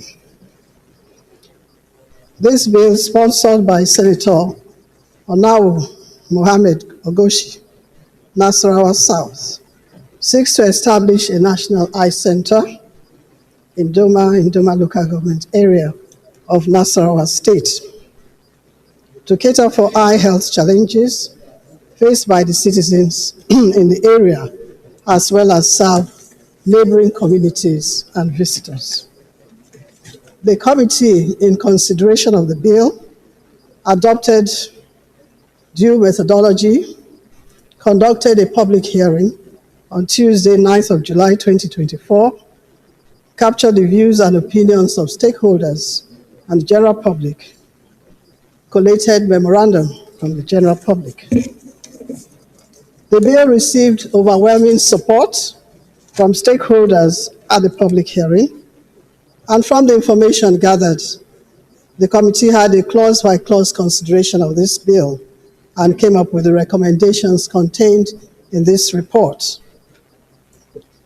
Mr. President, distinguished colleagues, it is on record that cataract is one of the most common causes of severe visual impairment and blindness, similarly glaucoma as well. And it is important that we do have such eye centers, national eye centers, within reasonable distance for easy access to the communities. Vision loss majorly affects the quality of life of any individual, hence the importance of this eye center. The National Eye Center, when fully established in Doma, will help to prevent, diagnose, and treat eye conditions, coordinate research in eye diseases, and train specialists, eye care providers, and professionals in eye diseases and related fields. Therefore, the recommendations of this committee, after a clause-by-clause consideration, that the amended bill be approved as recommended. In conclusion, Mr. President and distinguished colleagues, the committee greatly appreciates the President of the Senate, the Deputy President of the Senate, the entire Senate leadership, and all our distinguished colleagues for the opportunity given to serve in this capacity. Thank you, Mr. President and distinguished colleagues. Distinguished Senator Okochi Onaiwo.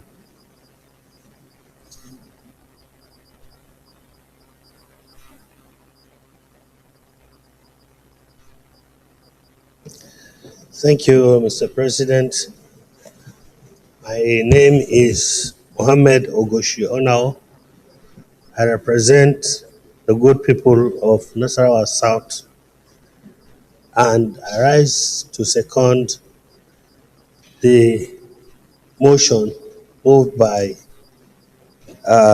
Senator Banego, Chairman, Committee on Health, Secondary and Tertiary, and to state that this motion be considered by the Senate. Thank you very much. Yes, distinguished the distinguished Senator Blank, yes. President of the Senate, our leader, distinguished colleagues, I am Senator Dicket Blank, Senator representing Plateau Central. I rise to support and put my weight in support of the bill that's undergoing the process for possible approval for the establishment of a National Eye Center in Doma, Nasarawa State.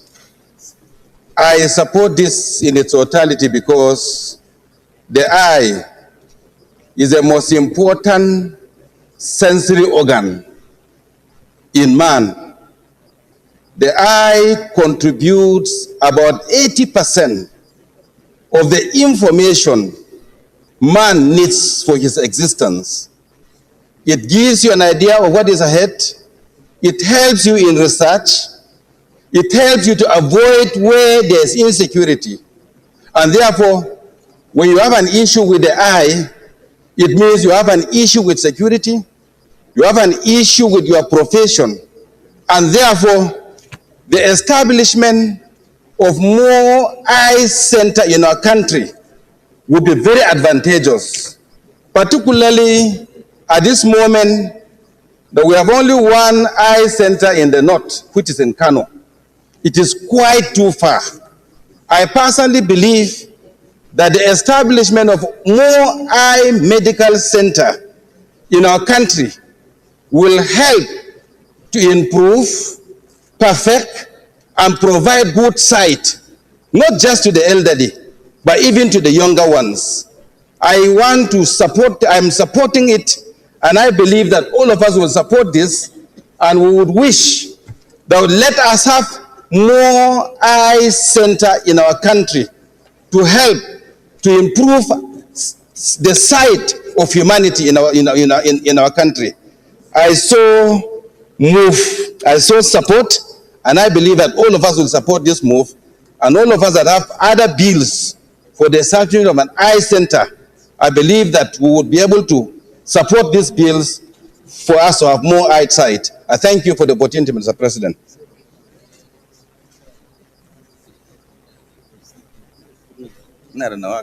Senator Ome.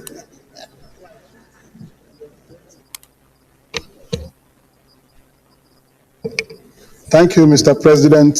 My name is Senator Victor Ume. I represent Anambra Central Senatorial District.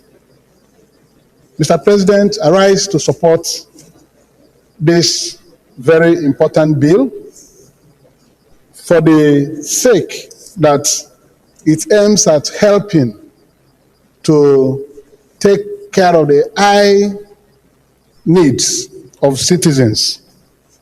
Located in Doma in Nasarawa State, it has the potential of helping to cut down the number of people who besiege Kano Eye Center to receive treatment for their eye problems and diseases. And Mr. President, eye diseases are very common in this part of the country, and this eye center, when established, will help to treat very common and small eye problems that are left to degenerate to blindness. So having it, and maybe in other places as well, because none can be enough. Health institutions, compared to the population of the citizens of this country, should be more in number. And as already pointed out by the Senator Plang, Kano Eye Center is the only eye center that is available in northern Nigeria. This is far inadequate. So I support it and commend distinguished Senator Onawo Mohammed Ogoshi for identifying eye care center to be located in this part of the country, so that more of our citizens will have access to eye care. Anybody whose sight is impaired is already a liability to the environment where he operates, because we need people to take him around. So the more we have access to eye care in Nigeria, the better we'll be solving the problems of those who are lining our streets as beggars.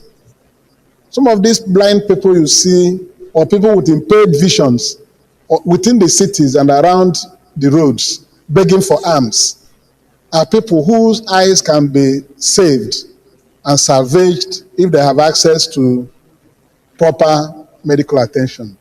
So on this note, I support this and urge our colleagues to support SEM while we wait for more of such centers to be built all over Nigeria. I thank you for the opportunity. Thank you. The Leader of the Senate.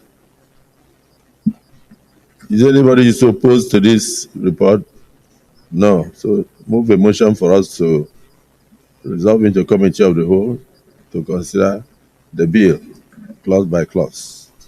Well, Mr. President, very distinguished colleagues, this report having been so thoroughly discussed, I rise to move that the Senate now resolve to a committee of the whole to enable us take further legislative action. Thank you. Minority Leader.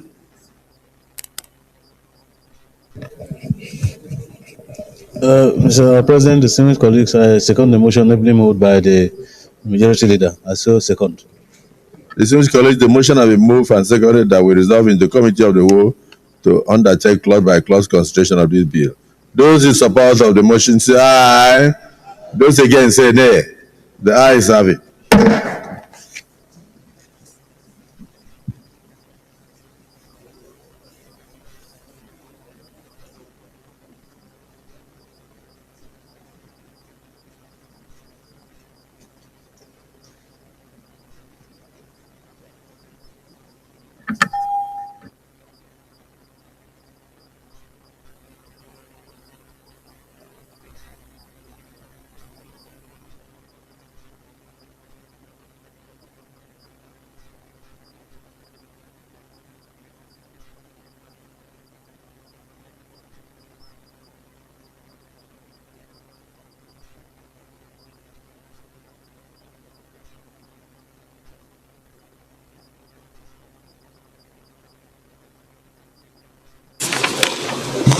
An act to establish the National Eye Center DOMA, Establishment Bill 2033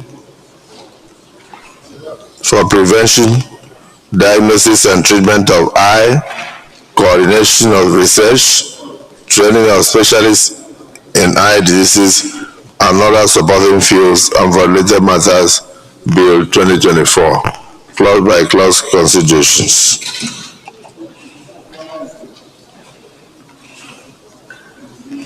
There is hereby established the National Eye Center DOMA in the bill referred to as the center. Those in support of clause 1, subclauses 1 to 4 say aye. Those against say nay. The ayes have it.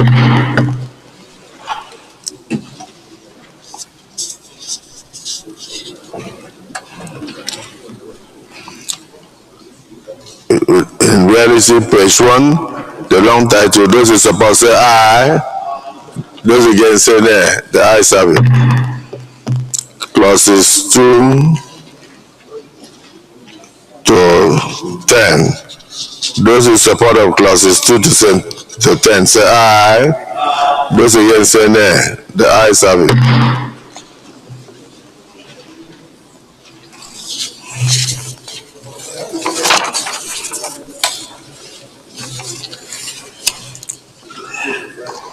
Clauses 11 to 20. Those in support of clauses 11 to 20 say aye. Those against say nay. The ayes have it.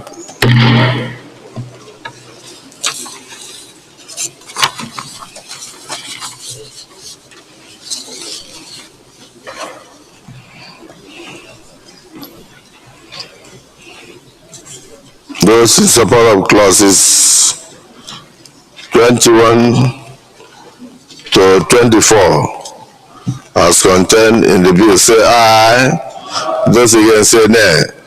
The ayes have it. Those in support of the interpretation clause 25 say aye. Those against say nay. The ayes have it.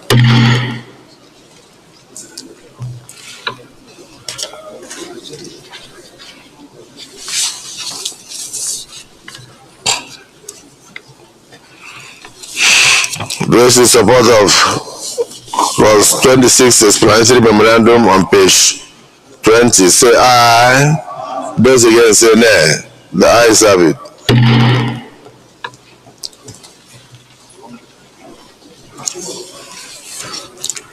Leader of the Senate.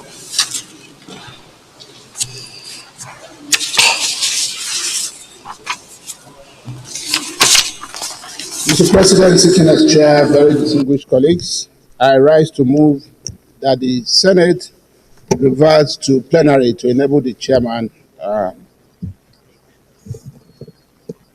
report progress. I so move, Mr. Chairman. Minority Leader. Mr. President, sitting as chair, I second the motion that the Senate reverts to plenary to enable the chair report progress. Distinguished colleagues, the motion has been moved and seconded that this Senate do revert to plenary for the chair to report progress. Those in support of the motion as moved say aye. Those against say nay. The ayes have it. We revert to plenary for the chair to report progress.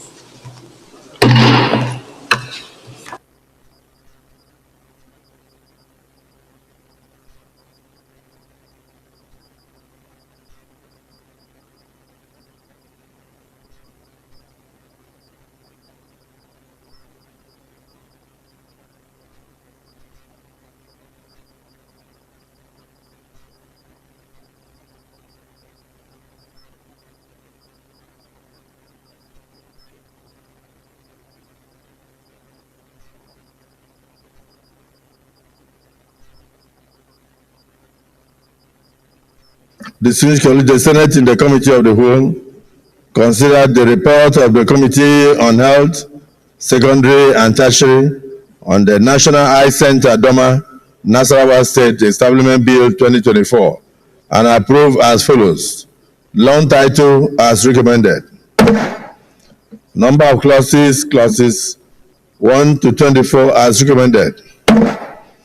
Interpretation clause 25 as recommended. Short title clause 26 as recommended. Of course, schedule 1 as recommended. Explanatory memorandum as recommended. Is this a true reflection of what transpired in the Committee of the Whole?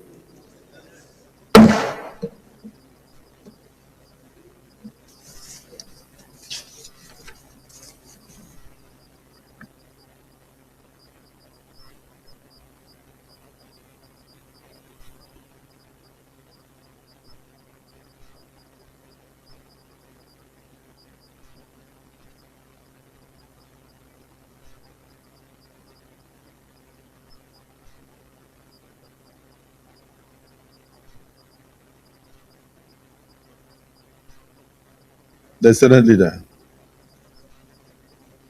I wish to move a motion for the National Eye Center Doma Nasarawa State Bill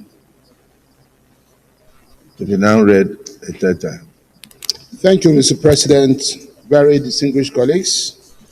I move that the bill be now read for the third time. I so move, Mr. President. Thank you. Minority Leader. Mr. President, distinguished colleagues, I support the motion that the bill for the establishment of the Eye Center in Doma be read the third time. I so second. Distinguished colleagues, the motion has been moved and seconded.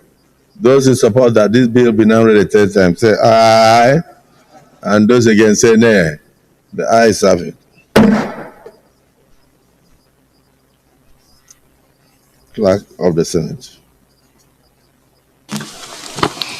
Mr. President, distinguished senators, a bill for an act to establish National Eye Center at Doma, Nasarawa State, and for other matters connected therewith, 2024, third reading. Distinguished colleagues, a bill for an act to establish National Eye Center Doma, Nasarawa State, and for other matters connected therewith, 2024, third reading taken. Distinguished colleagues, a bill for an act to establish National Eye Center Doma, Nasarawa State, and for other matters connected therewith, 2024, third reading taken and passed.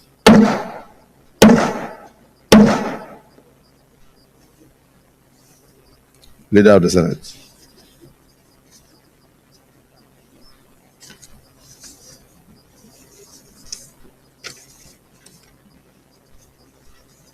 Mr. President, very distinguished colleagues, the fifth order of the day is the second reading of the Federal University of Education Technical Gombe Establishment Bill 2024, SB 221. Distinguished senators will recall that the bill was read for the first time in this chamber on Wednesday, 1st November 2023. Mr. President, you may wish to invite most distinguished Senator Dan Kwabo Ibrahim Hassan to move the motion for the bill to be read a second time. Distinguished Senator Dan Kwabo.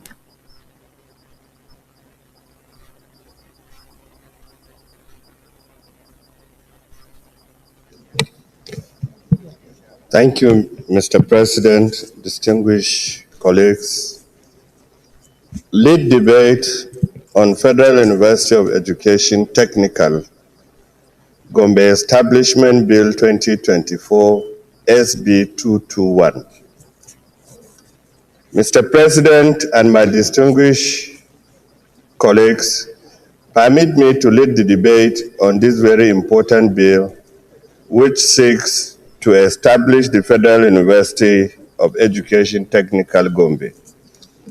The bill was read the first time in this hallowed chamber on Wednesday, the 1st of November 2023. Mr. President, for any country to achieve a meaningful development, the socio-economic and political systems must be enhanced.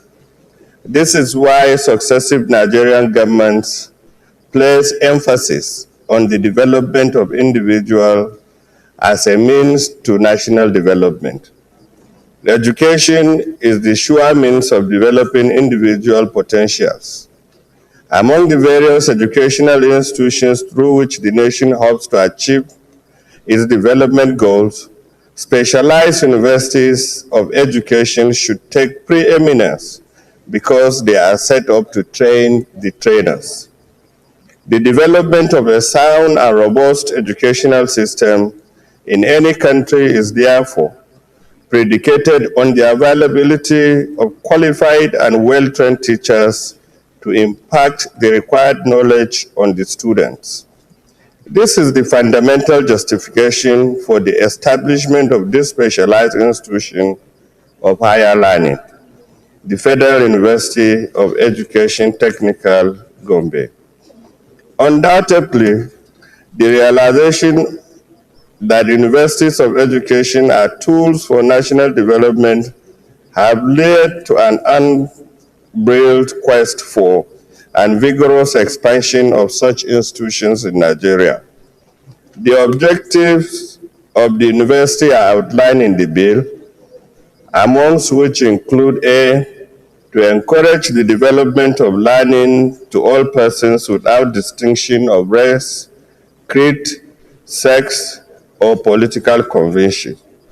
B, to develop and offer academic, technical, and professional programs leading to the award of certificates, first degrees, postgraduate research, diploma, and higher degrees with emphasis on planning, developmental, and adaptive skills in education, engineering, technology, applied sciences, agriculture, commerce, arts, social science, humanities, management, and applied professional disciplines. To produce socially matured educational men and women with capabilities not only to understand the educational and technical needs of Nigeria as a nation, but to exploit existing educational infrastructure and improve on them to develop new ones. To act as agents and catalysts for effective educational system through postgraduate training, research, and innovation for effective economic utilization and conservation of the country's human and material resources, and to bring quality change in technical education by focusing on teacher education through teaching and learning innovations. Mr. President, my highly respected colleagues, the enactment of this bill will go a long way in transforming the decayed educational infrastructure in Nigeria and change the educational fortunes of the country for the better. It will also provide a balanced educational development in Gombe State. In line with Order 76.3 of the Senate Standing Order Rule, Order 2023 as amended, the financial compendium is hereby attached. Finally, therefore, Mr. President and my distinguished colleagues, it is my prayer and ardent call that you consider the plight of the people who are desirous of becoming professional teachers and support the expeditious passage of the bill. Thank you, Mr. President. Senator Ndubweze.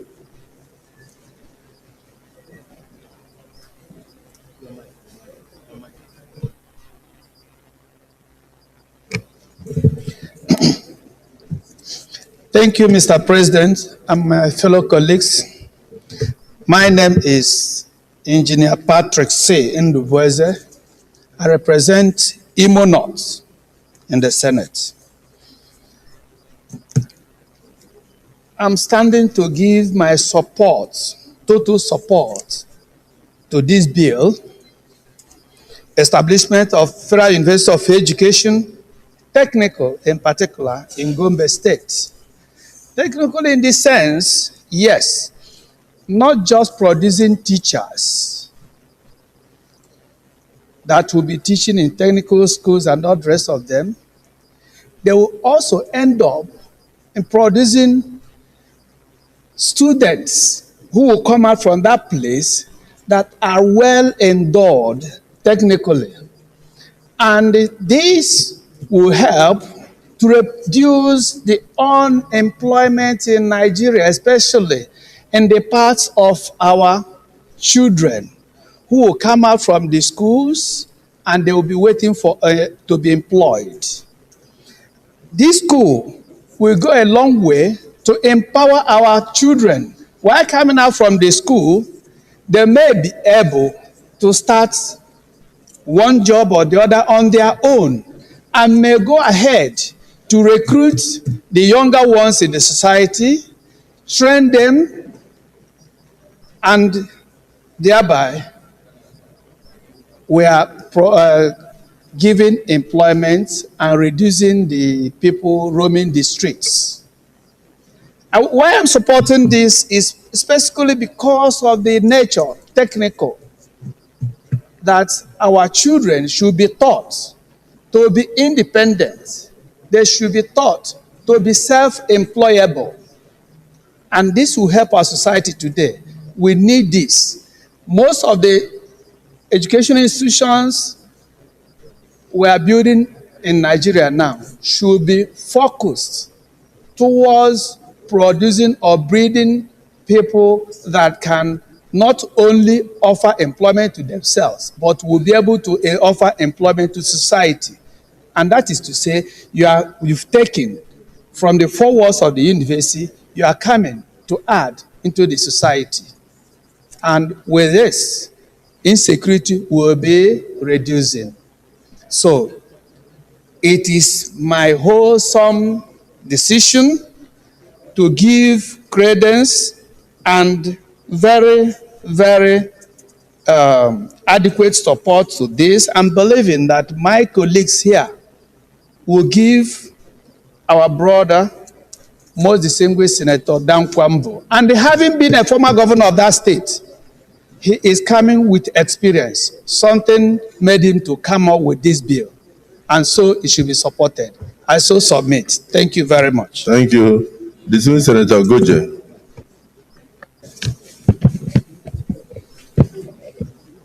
I am Mohammed Anjuma Goje, Mr. President, representing Gombe Central, Gombe State. Mr. President, I stand to fully and forcefully support the establishment of this very, very important university. And Mr. President, it is important for my colleagues to know that already in Gombe, we have an old, well-established Federal College of Education, technical, that has been in existence for more than 30 years, that has produced so many teachers that are qualified, and we have more than enough people that are waiting to go and get university degrees, being qualified and experienced teachers possessing NC technical. So this university will not only give higher impetus to education. Sorry, is this one different from the one you have? Huh? You said you already have a federal university? No, college, Federal College of Education Technical. Are you converting it? But whether you convert it or not, when you have a university, technically in Gombe, you have already have got Federal College of Education Technical in Gombe. It's not difficult to integrate the two and make it very easy, and it's very cheap. No, what I'm saying, if you have a Federal College of Education Technical, are you now upgrading it to Federal College of, to Federal University? I am not a sponsor of this bill, but I assume that if you're establishing Federal University Education Technically in Gombe, and there's already a Federal College of Education in Gombe, the two will be merged. The two should be merged. Definitely, it makes sense, and it's cheaper. It's cheaper for the federal government. It's cheaper, and the infrastructure is there. Infrastructure is already there. It's there, and it is quicker for the federal government, and therefore we expect very quick. Instead of once the Senate approves it, I'm sure it will be easy for the new government logistics, new teacher, instead of new buildings, new teachers, new this, new that. Yes, that the other one should be upgraded. Everything. You are finishing, Mr. President. Yes. So I think the debate is over. Thank you. I really urge my colleagues to support this very important bill to ensure that we have that university in Gombe. Senator Dan Kwambo. Thank you. What Senator Goje is saying is that already there is a Federal College of Education Technical in Gombe, and now you are requesting Federal University of Education Technical, and that is happy if that other one is upgraded to degree awarding status, because things are already in place. Okay, so is that reflected in the bill? It's reflected in the bill. Okay. So is there anybody who is opposed to this?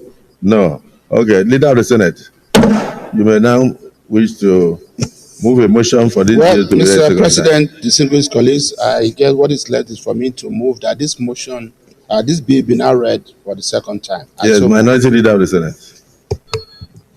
Mr. President, distinguished colleagues, I support the motion that this bill be read a second time. I so second. Distinguished colleagues, having heard the explanation from the two former governors, I now put the question.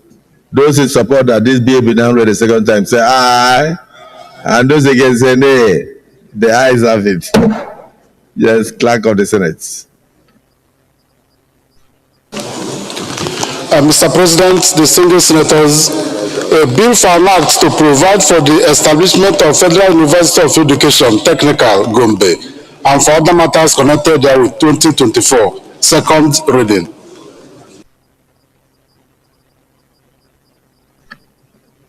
Distinguished colleagues, a bill to establish the Federal University of Education, Technical, Gombe State Establishment Bill 2024, and for other related matters, second reading taken.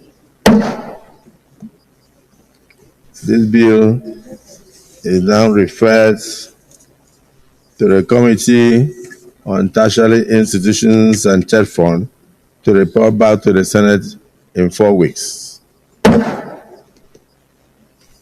Leader of the Senate. Thank you, Mr. President. Very distinguished colleagues. On the order paper, we have several committee engagements today, as well as a public hearing. Mr. President, very distinguished colleagues, I would like to most respectfully request that we step down the other items on the agenda, on the order paper, for another legislative date.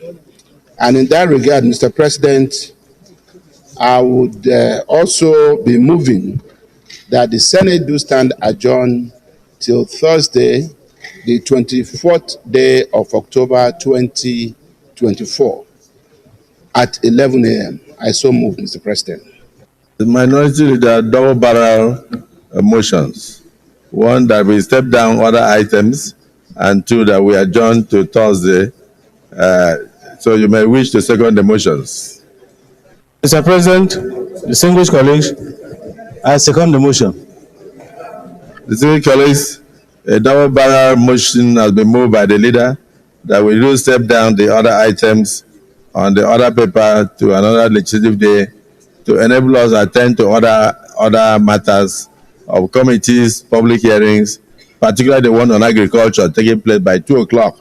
And then, of course, we also adjourn this Senate to Thursday, the 24th day of October 2024. Those in support of the two motions say aye. Those against say nay. The ayes have it.